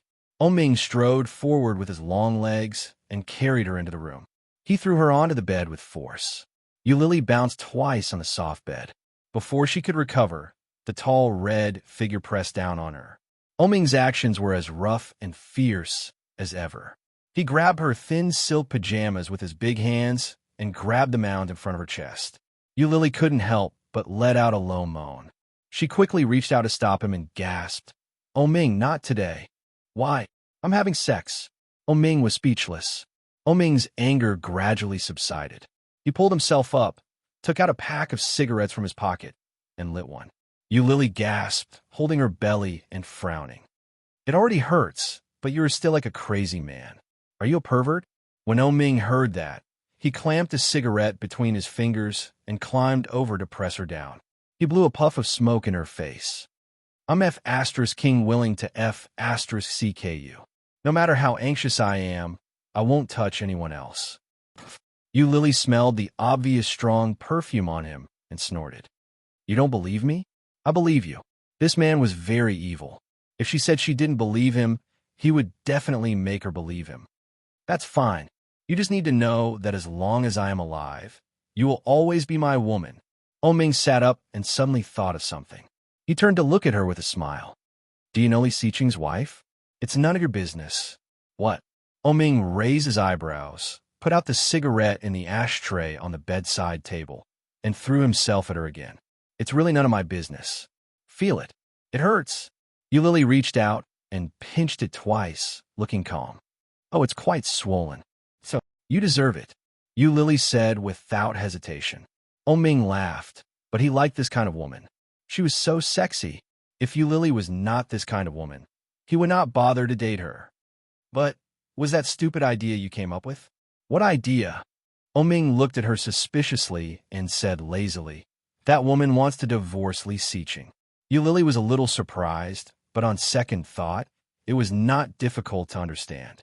He shook his head. "It wasn't me. You better stay away from that woman. Otherwise, Li Siqing will say that my woman is a bad influence on his woman." "You're afraid of that?" "What do I have to be afraid of? What I'm most afraid of is you running away with a wild man." When Yulili heard this, Her heart suddenly tightened. Inexplicably, she became a little nervous. The two of them were very close to each other. How could they hide their reactions from each other? Ming was just joking, but when he noticed Yu Lily's reaction, his originally frivolous and evil eyes suddenly darkened. Are there really wild men? His tone was dangerous. Yu Lily averted her gaze, but she quickly regained her composure. What man could be wilder than you? He had already taken her. Who could be wilder than him? No more. There won't be any more. The European Union snorted coldly and went to take a shower. Chapter 75. The most famous martial arts school in Kingstown, Su Qianxi, had been studying here for half a month. In this half month, she had gone from having no foundation at all to being able to compete with those who had studied before her, and even had the upper hand. The coach repeatedly praised her for her talent, and said that she was a moldable talent. Today's assessment is held once every half a month. It's a competition of your achievements over the past half a month. Su Qianxi's result was not bad, and she got an A. Just as she was about to change her clothes in the changing room, a man blocked her way. Qianxi, it is still early. Let me treat you to Western food. Do you like it? This was Coach Jean, who taught Sanda in the martial arts club. His muscles were full of explosive power. At the moment, he was wearing a tight black t-shirt and looked a little scary. Unfortunately, being muscular did not equate to beauty. Su Qianxi hated this kind of body. Frowning, she tried to walk around him. Thank you, but it's okay. I have food at home. Where do you live? Shall I send you back? No need. I can go back by myself. It's too inconvenient to take a taxi back every day. I have a car. Let me give you a ride. It will be more convenient. No. Thank you, Coach Jean. Coach Jean stood in front of her, looking a little angry. Are you looking down on me? I've asked you out so many times, and I've been waiting for you here after class every time. Do you think I'm playing with you? I'm already married. I don't believe it. Every time you say that, you don't see your man coming to pick you up. Do you think I'm a fool? She looked at him coldly and said, Coach Jean, I don't know if you have heard of this. Coach Jin's face lit up. He thought she was finally willing to talk to him, so he hurriedly asked, What? Good dogs don't block the way. His voice was not soft. There was no lack of people watching the show. When they heard this, they couldn't help but laugh. Su Qianxi said and walked around him. Coach Jin's face darkened. Just as she walked past him, he reached out and grabbed her shoulder. Bitch, who are you calling a dog? He yelled. Coach Jin's face darkened. You're not a dog. Feeling the pain, Su Qianxi yelled back. Whoever deserves to be scolded. Damn it, bitch. Coach Jean was furious and was about to hit her. Seeing his hand that was even bigger than her face, Su Qianxi's face changed. Gritting her teeth, she raised her knee and hit him hard in the groin. Coach Jean screamed and squatted down with his hands covering his crotch. He rolled on the ground in pain. The people around did not expect Su Qianxi to be so ruthless. They felt a bit creeped out and squeezed their legs. Seeing this, Su Qianxi sneered, You deserve it. After saying that, he turned around to leave. Coach Jean gritted his teeth and yelled, Catch her, bitch. I will kill you. There were a lot of people on the boxing team, and they quickly surrounded her.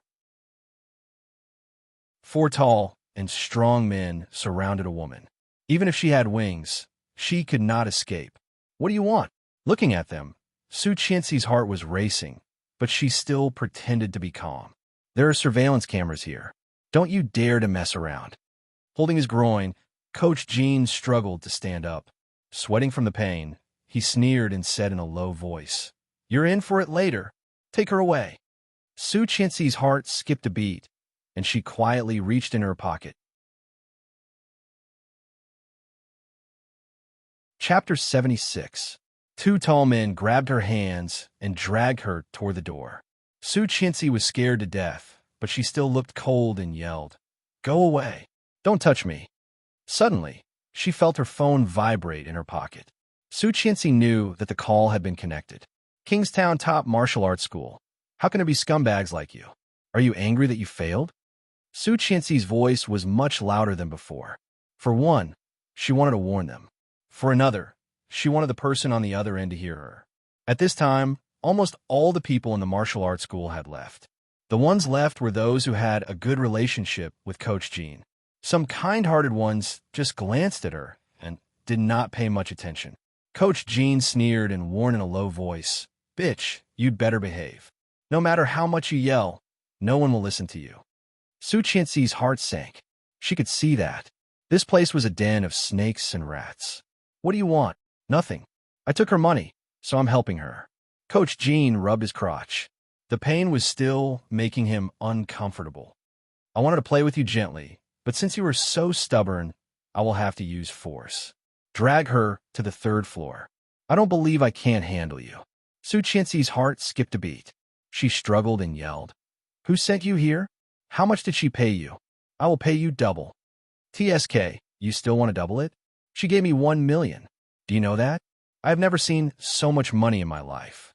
You look so poor, and you want to pay me double? You deserve it for messing with that kind of woman." Su Qianxi had already guessed who it was. "Tang Minjing? I don't know, but she is much hotter than you." Covetous. Coach Jean glanced at Su Qianxi's struggling body and said lecherously, "Don't worry. You're not bad either. I'll do it once and take a few pictures. It won't take long." Su Qianxi was dragged into the elevator. It was a yoga room on the 3rd floor, which was surrounded by mirrors. Coach Jean pushed her into a corner and immediately took off his clothes, revealing his powerful muscles. Su Qianxi's face turned pale. Clenching her fists, she couldn't stop shaking and screamed, "Go away. Don't come near me." Under the light, his bronze skin glowed. Licking his lips, Coach Jean lunged at Su Qianxi and tore off her judo robe. Today was the day that big brother, Li Beixing, returned from the army. Grandfather had specially called to invite the couple to attend the family banquet. The luxurious black Maybach had been waiting at the entrance of the dojo for 10 minutes. Usually, Su Qianxi should be out at this time. Why was she so late today? He looked at his watch. It was already 6 o'clock. He picked up his phone and dialed, but was notified that the line was busy. Chapter 77. Su Qianxi screamed as her robe was torn apart. Coach Jin's powerful body pressed down on her. "Go away, go away!" Su Qianxi kicked her legs, but he held her down. Sobbing, she yelled, "My husband is Li Xiqing. I can give you money, but you have to let me go." "Damo Ming." Coach Jean sneered. "You better be a good girl, so I can be gentle. Why are you crying when we're having fun?" As he spoke, he bit down on her shoulder. Su Qianxi screamed and suddenly felt her stomach churning. Disgusting, so disgusting. Her stomach twitched, and she threw up on his neck. Coach Jean stiffened and immediately got up, yelling, "Damn it, you bitch! How dare you throw up on me?" As he spoke, he kicked Su Qianxi in the stomach. She felt a tearing pain coming from her lower abdomen. Su Qianxi was spasming in pain, her clothes barely covering her body. Looking up with a pale face, she sneered at him. "Scumbag." Coach Jean was even more furious. He pulled her up and slapped her hard in the face. Su Qianxi was thrown into the air and hit the mirror hard. She was in pain all over her body. However, the most painful part was the cramping in her lower abdomen.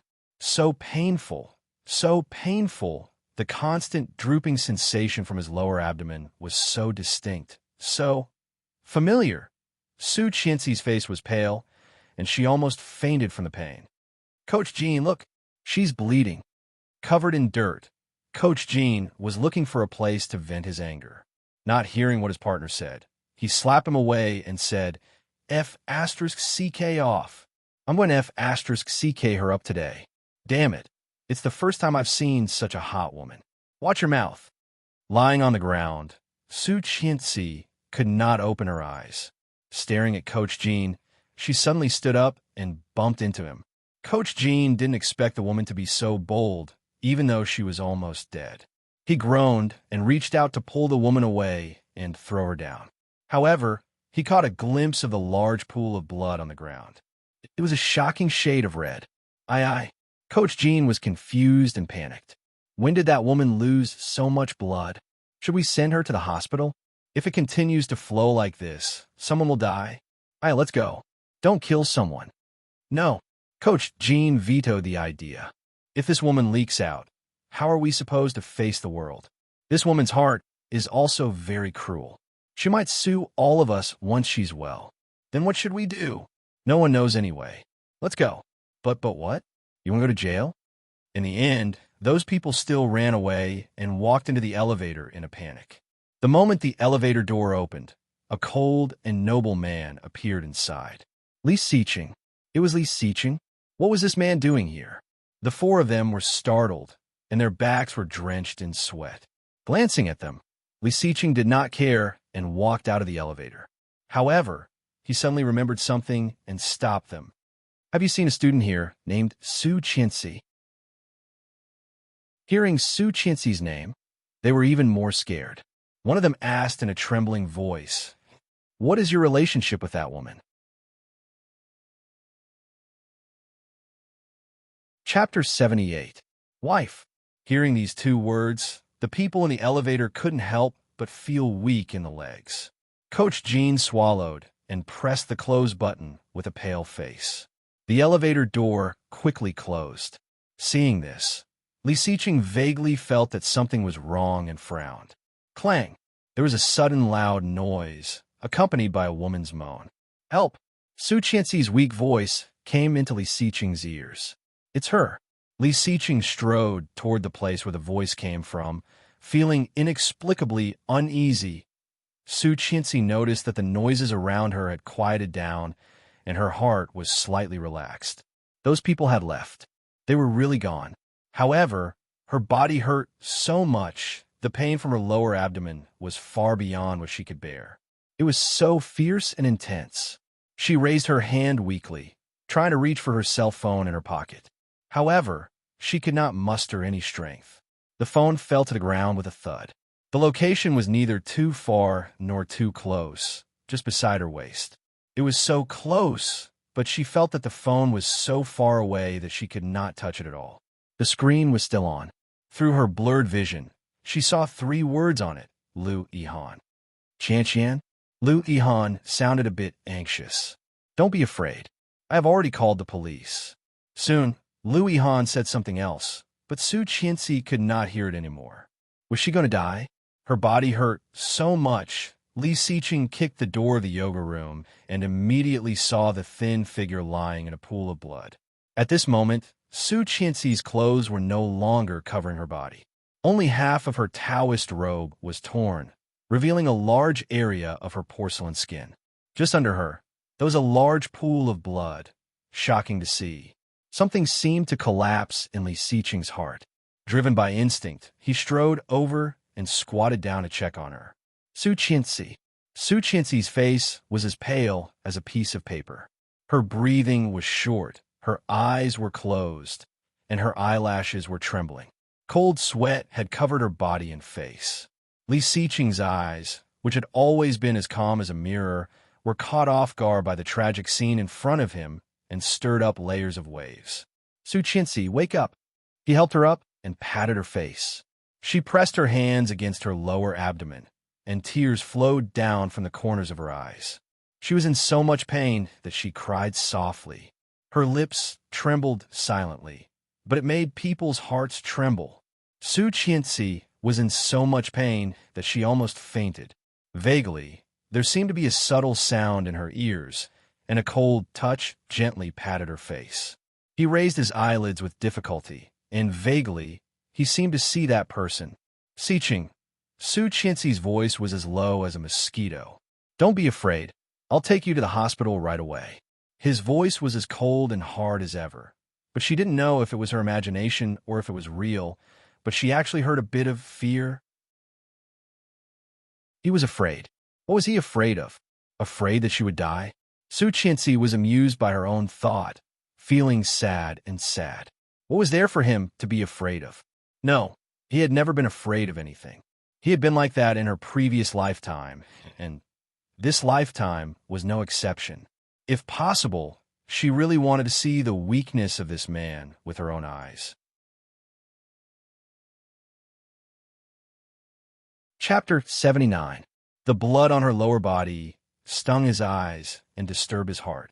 2 words came out of his mind: miscarriage. Frightened, He took off his suit and covered her body with it. He bent down and carried her up. His eyes fell on the bright screen of her cell phone. Lu Yihan, when she was most desperate and helpless. The first person she called was Lu Yihan, grabbing the cell phone on the ground. He rushed downstairs with her in his arms as fast as he could, his mind blank. He did not want to think. He did not want to think. Why did she call Lu Yihan instead of him at this critical moment? Why did she get pregnant after taking birth control pills? However, his heart felt like it was being grabbed by a little ghost. It was so uncomfortable and suffocating. Going downstairs, he saw 2 police cars parked at the door, arresting the people he had just met in the elevator. However, one was missing. The leader wasn't there. The ambulance just arrived. Li Xiqing did not know how he got on the ambulance. After arriving at the hospital, the words of the female doctor echoed in his mind. The fetus is less than a month old. The pregnant woman has lost too much blood and must have a uterine decontamination operation. Who are you to her? I am her husband. Okay, sign here and pay the fee. The pregnant woman cannot afford to wait. Li Xiqing signed in a daze and asked blankly. She took birth control pills. Why birth control pills? The female doctor's voice was a bit sharp. Taking pills is the most unsafe. If the contraception is not successful, it is most likely to cause ectopic pregnancy and deformity. Will you die if you wear a condom? All men are the same. Seeing that Li Xiqing was still standing there blankly, he roared, What are you doing standing there? Go and pay up. Li Xiqing nodded and quickly turned around to find the cashier. Cheng Yu, Li Xiqing's assistant, who heard the news and came in a hurry, was petrified. What? Was this their tall and aloof CEO? Now, he was yelled at by the doctor, and he was not angry? The world was really crazy, seeing him covered in blood. Cheng Yu felt a bit sorry and went up to take the bill. Boss, let me go. When Lu Yihan arrived at the hospital, he found Li Xiqing sitting in front of the emergency room in a daze. Mr. Li. Hearing this voice, Li Xiqing subconsciously looked over. When he saw him, his eyes suddenly froze, and the atmosphere around him suddenly became cold. Lu Yihan was shocked to see the blood on him. Qianqianqi inside. Li Xiqing leaned back in his chair, looking cold and elegant. I caught those murderers, but one of them escaped. They said that the one who escaped was the mastermind. Li Xiqing's eyes lit up and he asked, Where are they? The culprits who almost killed Su Qianxi. Lu Yihan was frightened by his imposing manner and said blankly, In the police station. Before Li Xiqing could speak again, the door of the emergency room was opened. The operation was very successful. Who was the patient's family? Lu Yihan was about to go up and say something, but Li Xiqing was one step faster. I am her husband.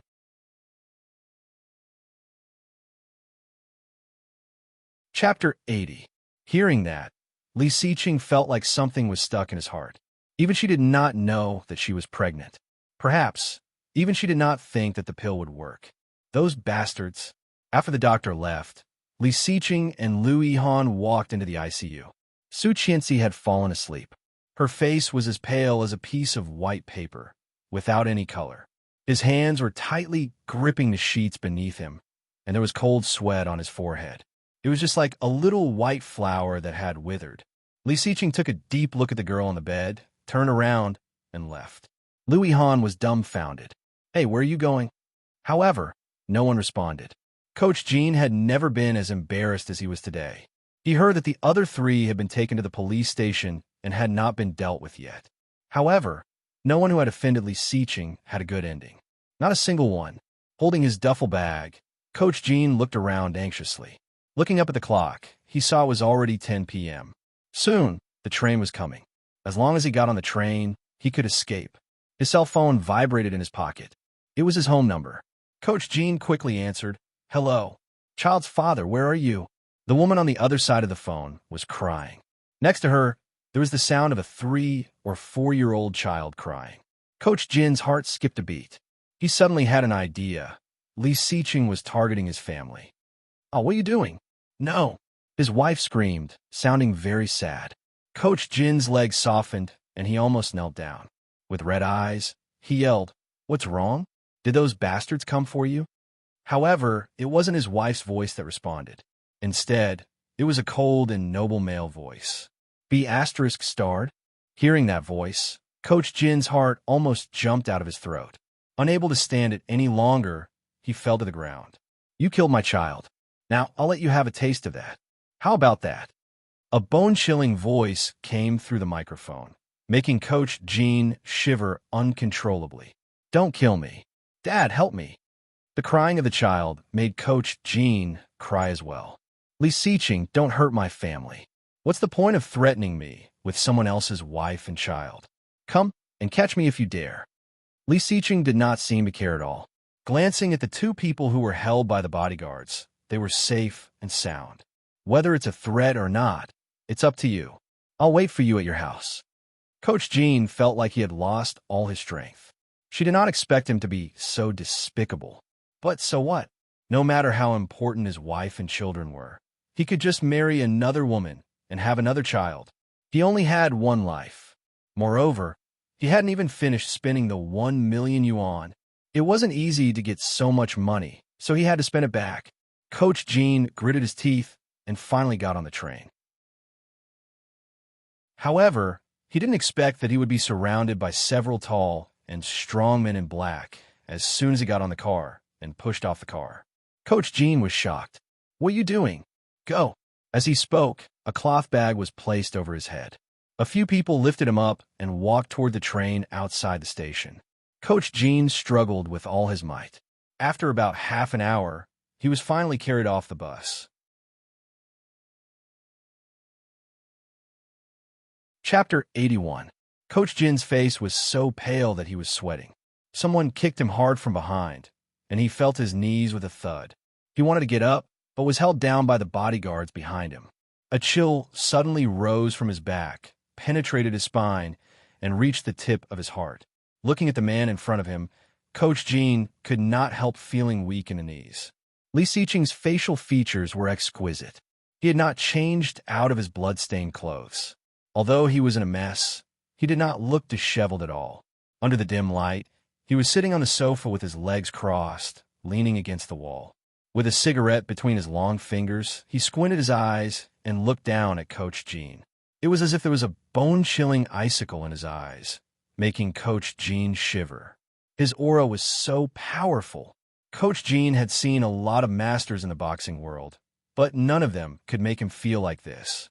With just one look, he felt like he had nowhere to hide. Just a single glance was enough to make him want to flee. But before he could get up, he was ruthlessly kicked by the experts behind him, causing him to kneel on the ground. Then, his palm was firmly stepped on by a military boot. Ouch!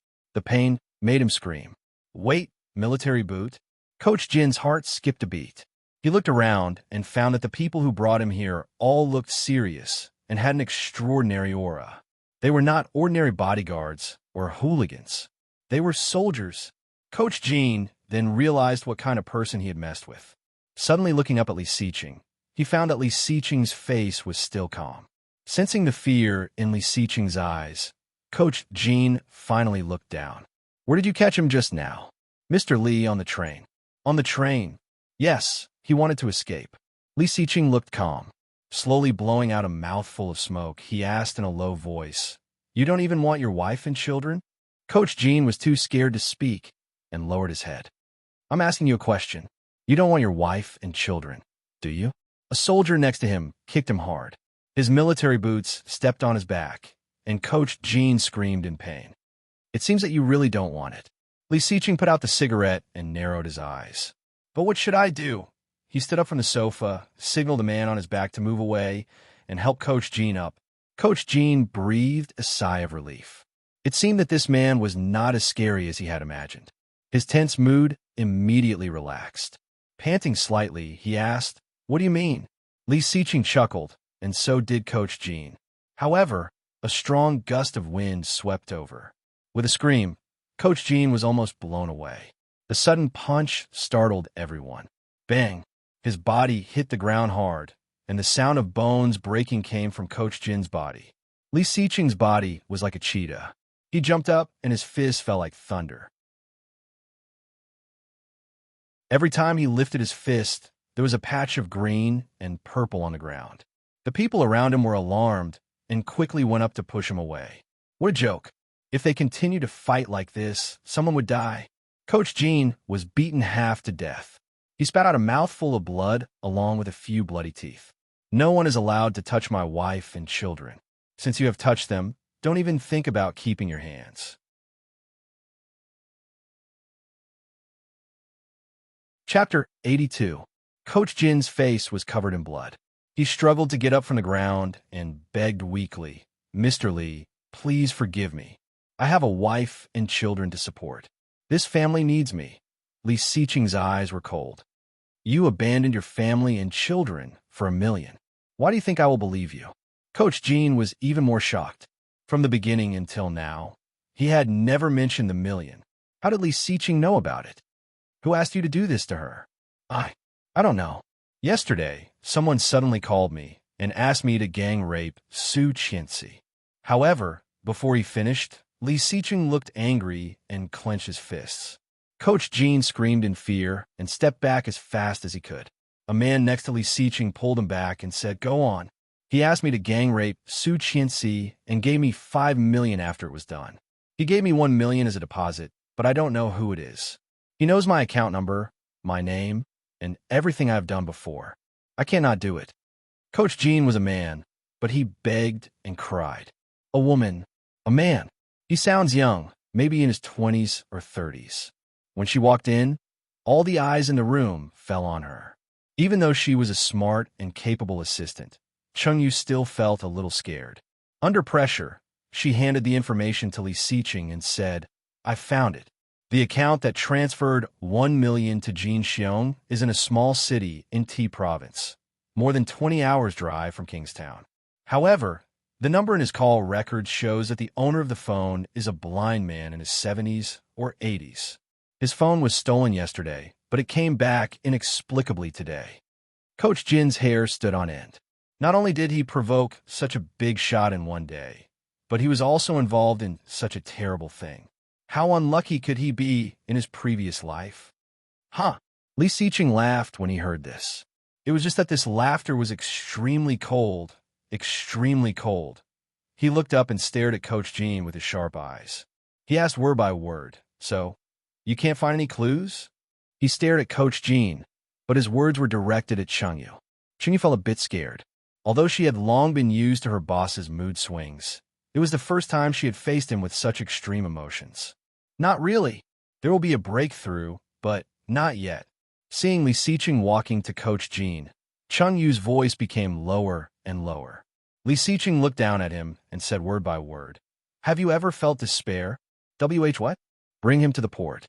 I'll sail the boat myself." The tough guy next to Li Siqing shuddered and hesitated. "Mr. Li, are we really going to do this?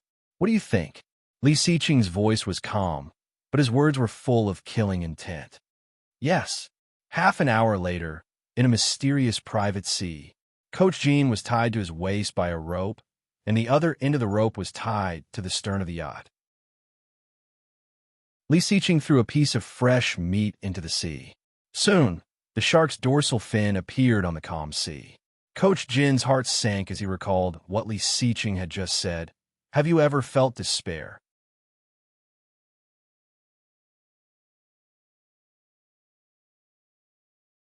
She must be dreaming. How could he speak to her so gently? Moreover, how could he be by her side at this time? Seeing that she did not respond, he got her a glass of warm water and put it on the table. Chapter 84. Su Qianxi looked at him dumbfoundedly, like a puppet. He frowned, wondering if she had lost her mind. The person in front of him suddenly reached out a hand and touched his face. The cool touch, the delicate and smooth skin, and the exquisite features were right in front of her. So real, so close. It was real. She was not dreaming. It was really Li Siqing. However, didn't he hate her? Didn't he disgust her? Why? Su Qianxi was dazed and subconsciously touched her lower abdomen. Li Siqing saw her movement and frowned. "Who told you? Didn't they agree not to tell her? Who was so talkative? Drink water." He sat on the edge of the bed and helped her up. His tone was firm. Su Qianxi took the warm water and took 2 sips. However, her heart was trembling more and more. It was incredibly sour and painful. Tears like the collapse of glands falling down. He took the cup in her hand and held her in his arms. At the moment she leaned in, he clearly felt that something was quietly tightening and expanding in his heart.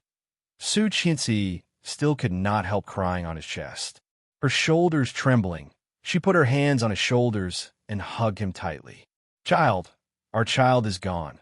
His heart skipping a beat, he tightened his arms around her. Gently patting her back, he whispered, "Don't cry. We are still young. We can have another child." Su Qianxi heard this and cried even harder. It was true that they were young, but it was impossible for them to be young again. Never again. He hated her so much. How could he have a child with her? He wanted her to stay away from him so that he could be with Tang Menjing. However, at this moment, she really wanted to believe it. She wanted to believe that he was really hugging her and not just pretending to comfort her. She wanted to believe that he did not hate her. So be it, let time stop at this moment. Li Xiqing patted her back gently, his mind in a mess. "Don't cry." Su Qianxi could not hold back her tears, but she suppressed her crying a little. Looking up, she looked at his handsome profile. He also looked down at her and said coldly, "You won't look pretty if you keep crying. Your eyes are swollen." "You said I'm pretty?" Su Qianxi was dazed. Seeing that she really stopped crying, he felt a bit relieved and nodded. "Okay." Su Qianxi felt like she had seen a ghost looking at him. He had never said that he was good-looking. The word that he used to praise her the most was probably ugly. Was she really dreaming?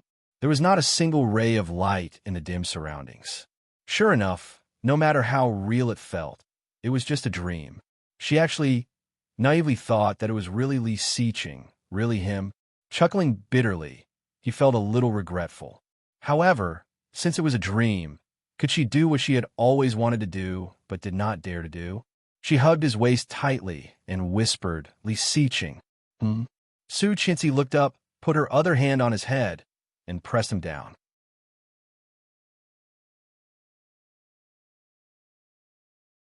Chapter 85.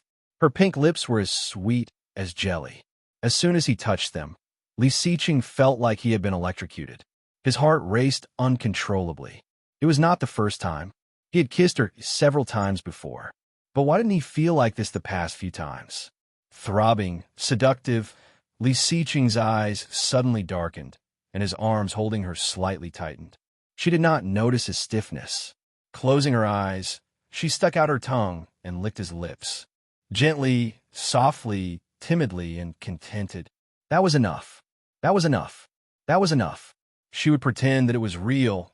She did not know that the man in front of her was so aroused that he simply took the initiative. Su Qianxi was shocked and looked at him blankly.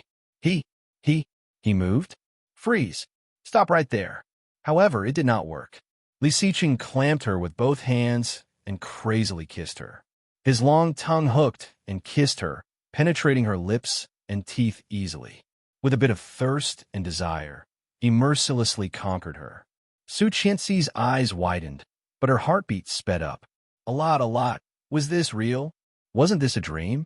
God, she actually kissed him. However, why was he not angry? Why was he kissing her? Su Qianxi had a crazy guess in her mind, but she quickly denied it. It's impossible.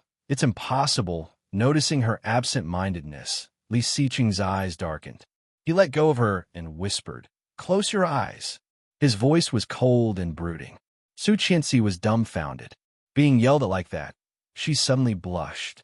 It was actually real. He was really real. Was it not a dream? No way. She was not dreaming, was she? Su Qianxi's heart trembled, and she could not believe it. Her breathing became more rapid, and her eyes became redder. Her hands slowly moved up, climbing up his back, climbing up his hands. Feeling her obedience, Li Xiqing felt a desire from his tailbone to his lower abdomen and the bottom of his heart. I want her. Li Xiqing was startled by his crazy idea. Subconsciously, he warned himself to retreat, but he could not stop. Cough, cough. The sudden cough made Su Qianxi's body stiffen, and she immediately pushed him away. Turning around, Su Qianxi saw Qin Shuhua standing at the door with a mischievous smile on her face. Su Qianxi is still very weak. Kid, are you that impatient? Although she knew that Su Qianxi was joking, she still couldn't help blushing and quietly looked up at him. She found that his expression was still the same, but there was an obvious blush on his face. Li Xiqing exhaled and stood up abruptly. Su Qianxi clearly saw the dry blood on his body and was a bit dazed. I'm going to work. Mom, I'll leave Qianxi to you. Qin Shuhua smiled suggestively and nodded. Go ahead. I will return you a beautiful wife. Li Xiqing's face was even redder, and he walked faster out of the ward. Chapter 86. Hearing that voice, Su Qianxi turned her head and looked at the door of the ward. Qin Shuhua reached out and turned on the light in the ward. Su Qianxi immediately saw the blue figure standing at the door of the ward. He seemed a little timid and did not dare to come in. There was an awkward smile on his face, and his eyes were slightly red. She looked like she had been wronged. How enviable. Qin Shuhua heard that and felt it was a pity. She had also thought that Tang Minjing would be her daughter-in-law. Unfortunately, fate made fools of her. Su Qianxi heard that and knew that Qin Shuhua was deliberately saying that to her mother-in-law.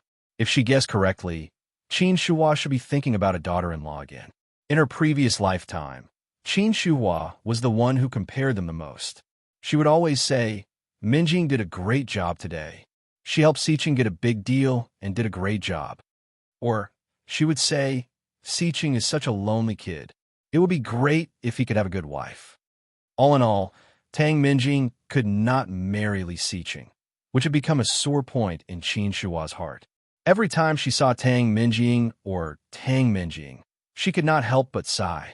Knowing Tang Minjing's purpose, if it were the old Su Qianxi, she would definitely respond proudly and say something that would make Tang Minjing even more jealous. But now she was still the same. Su Qianxi responded quietly, smiled, and said, You will meet him in the future. You are not young anymore. A girl is excellent, as you must have a lot of good men chasing after you. You must be tired of picking, right? Unlike me, who can only follow the orders of my parents and do not even have a chance to choose. There was a hint of regret in her voice. However, Tang Minjing gritted her teeth. What did she mean by picking the right man? What did she mean by not even having a chance to choose? The best one had been snatched away by her, and the rest of the men had become dull and lackluster. This Su Qianxi was clearly showing off. Qin Shuhua took out the tonic soup she had brought and gave Su Qianxi a reproachful look. What do you mean by not even having a choice? Isn't my son good enough? Of course, Xiqing is the best. Su Qianxi's smile widened, her face full of happiness. Xiqing is the best man, right, Minjing? Tang Minjing forced a smile and said, Yes. However, before she finished, Su Qianxi turned her head and looked at the soup in Qin Shuhua's hand. She exclaimed in surprise, It smells so good. Lu Sha's cooking is so good. Su Qianxi's nose was very sharp, and she could tell that it was made by Qin Shuhua. In his previous life, he was fortunate enough to have tasted it a few times. This time, he could recognize it immediately. But in this life, she had never tasted it. Hearing this, Qin Shuhua was elated. Lu Sha doesn't come to work so early. I made this for you. Come, drink it. Su Qianxi was flattered and quickly took it. Thank you, Mom. She took a sip and gave a thumbs up. It smells so good. I didn't know you were so good at cooking. Qin Shuhua was in a good mood and smiled from ear to ear. She began to talk about how she had conquered General Li with her cooking when she was young. Su Qianxi listened with great interest and asked questions from time to time. However, Tang Minjing was completely ignored. Su Qianxi clenched her fists tightly. Chapter 87. Su Qianxi sensed Tang Minjing's resentful eyes and looked over. The moment Su Qianxi looked over, the jealousy in Tang Minjing's eyes suddenly disappeared, replaced by a gentle smile. He's really flexible. Seeing that you are fine, I am relieved. Su Qianxi, I will come to see you later. Today is my first day as Brother Xiqing's secretary. I have to go to work now. Li Xiqing's secretary? In her previous life, Su Qianxi had used this identity to thoughtfully help Su Qianxi solve her sexual problems, considerately reminded her how to get Li Xiqing back, and revealed his whereabouts so that Su Qianxi could catch him in the act. At first, Su Qianxi believed her a few times, but every time, she got Li Xiqing's more disgusted look. Then, Li Xiqing became more and more reluctant to see her and go home. After that, Tang Minjing naturally accompanied Li Xiqing to all kinds of occasions. Everyone envied her, thinking that she was the rightful Mrs. Li. Now, secretary? Su Qianxi's heart sank, but she looked surprised. You became his secretary? Tang Minjing nodded and smiled. Yes, that's great. His stomach is not good, and he needs to eat the food I cook every day to sleep. You have to tell him to eat more in the future. Hell, she cooked it for him once. However, when Tang Minjing heard that, the smile on her face froze. I did not know that you can cook. No, but Li Xiqing said that as long as I cook, everything tastes good. Then she lowered her head and looked shy. Qin Shuhua was relieved. It seemed that the couple had a good relationship. Although she liked Tang Minjing more, her son would not say that in front of Tang Minjing. With a mischievous look in his eyes, he teased, "Io, you're shy." Su Qianxi blushed even more and lowered her head. However, she did not forget to glance at Tang Minjing. Tang Minjing did not look very good. She said that she was going to be late for work and left in a hurry. However, the moment she walked out of the ward, she clenched her fists and gritted her teeth. Su Qianxi, just you wait. You will not be happy for long. This time I took your child. Next time, I will take your man. Qin Shuhua stayed with Su Qianxi for a while. When a nurse came to give her an 4 drip, she left. She slept until the afternoon. When she opened her eyes, she saw someone sitting next to her. Unprepared, Su Qianxi was startled. However, when she saw that it was Li Xiqing, she was relieved. Li Xiqing stopped typing and turned to look at her. Did I disturb you? She shook her head and was about to get out of bed. But as soon as he moved, he felt dizzy and almost fell down. Li Xiqing quickly raised his hand and held her up. One of his strong hands was on her arm, and the other was on her waist. She could feel the heat radiating from his palm. She squirmed uncomfortably and said, I need to go to the bathroom. All right, let's go. Hearing that, Su Qianxi was a bit scared. What do you mean, let's go? Could it be that he wanted to bring her there? Oh, no way.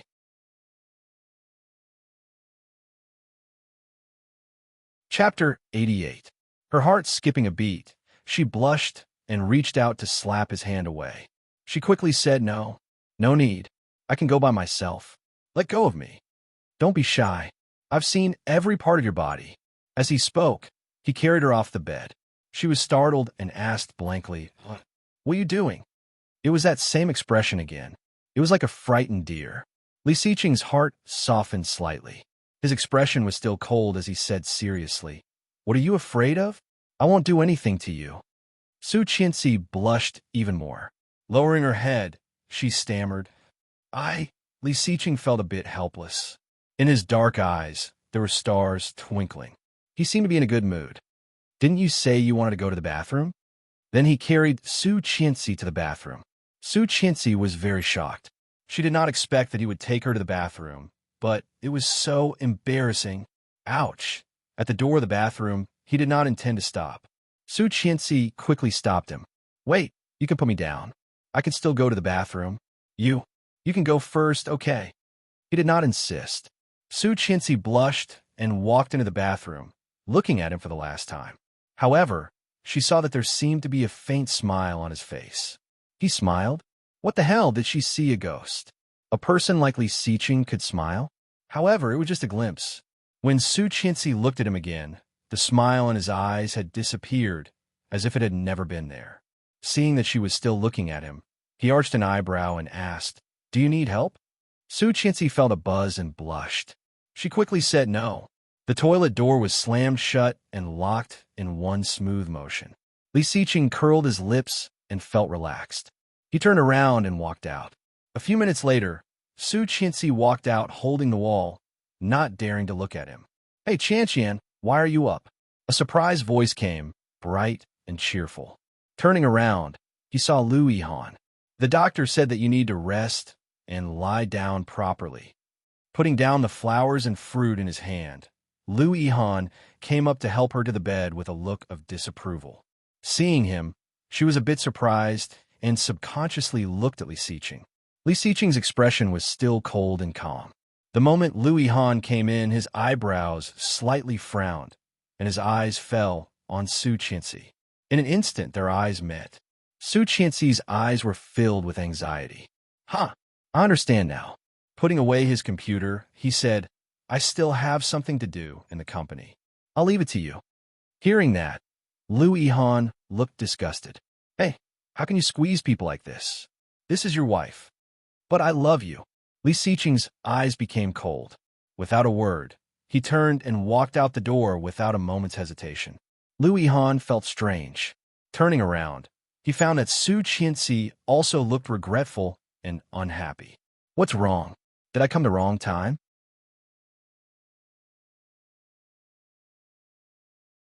Chapter 89. Su Qianxi heard Liu Yihan's voice and shook her head. Why are you here? Don't you feel ashamed? You scared me to death yesterday, you know? You suddenly called me and made such a big commotion. When I called the police and took you to the martial arts club, you had already been carried out by Li Xiqing, covered in blood. However, he immediately shut his mouth with a regretful look on his face. Su Qianxi felt a little funny. I already know. Don't hide it from me. Liu Yihan was dazed and found her eyes were red and a little swollen. He said angrily, How could you mess with such people? Those guys are not good people at first glance. And they're actually drug traffickers and smugglers. The worst thing is that one person escaped. Fortunately, someone found him at the seaside. It is said that he was trying to smuggle a huge sum of money and was bitten by a shark. Half of his leg is gone. It's so terrible. Dead? Not yet. He is barely alive, but this kind of scum should be treated like this. Let him live a life worse than death. Leaving his wife and children to smuggle in the middle of the night. He deserves it. What about the others? How can they be given a light sentence for smuggling and drug trafficking? It is estimated that they will be sentenced to at least 10 years. How could it be? Those people were usually fooling around in the martial arts club. How could they secretly do this kind of thing? Don't judge a book by its cover. However, Su Qianxi's intuition might have something to do with Li Xiqing. Her intuition was usually more accurate. Maybe it was really him. If it was 5 years later, Li Xiqing would definitely have such strength, but now, she was not sure. This man's background was too deep. But if it was really him, what was the reason for him to do this? Su Qianxi frowned and did not think much about it. She saw a red shadow at the door of the ward. Lily. Su Qianxi's voice was a bit surprised. She had a good impression of you, Lily. You Lily walked in with a sweet smile. However, when she walked further in and saw Liu Yihan, the smile on her face suddenly froze. Liu Yihan also turned his head and looked at her, slightly surprised. Hey, isn't this our second campus belle, the beauty you Lily? The so-called second did not mean the first. Hearing Liu Yihan's sarcasm, Lily's eyes narrowed and her hand holding the gift slightly tightened. It's him. But soon, Lily's eyes widened, and she hurriedly walked toward him, retorting in a shrill voice. Isn't this our great scholar, Liu? I heard that you started your own business. Have you gone bankrupt? Liu Yihan said, Damn, why are you looking forward to this kind of thing? Can't you say something nice? No. Putting the tonics on the table at the head of Su Qianxi's bed, Lily glanced at Su Qianxi's face and said, Not bad. I thought you were going to die, so I came here to see you make a fool of yourself. Yu Qianxi Yu Chongli said, Yi Qian, I said, you are so. You think you can't say it. You. Qian said. Said you. You. Qi. You Qio. You. You T. Lily, you said you. You not. You Lily was arrogant, and Liu Yihan was a famous scholar. A few years ago, it was not a secret that she liked Liu Yihan. You're tuning into the Romance Rendezvous YouTube channel. We're so grateful for your support, and don't forget to subscribe to join us on this incredible journey through captivating stories. Your generosity through donations truly makes a world of difference. as it's the primary source of revenue that allows me to expand and enhance this channel for you. Thank you from the bottom of my heart for being a part of this adventure.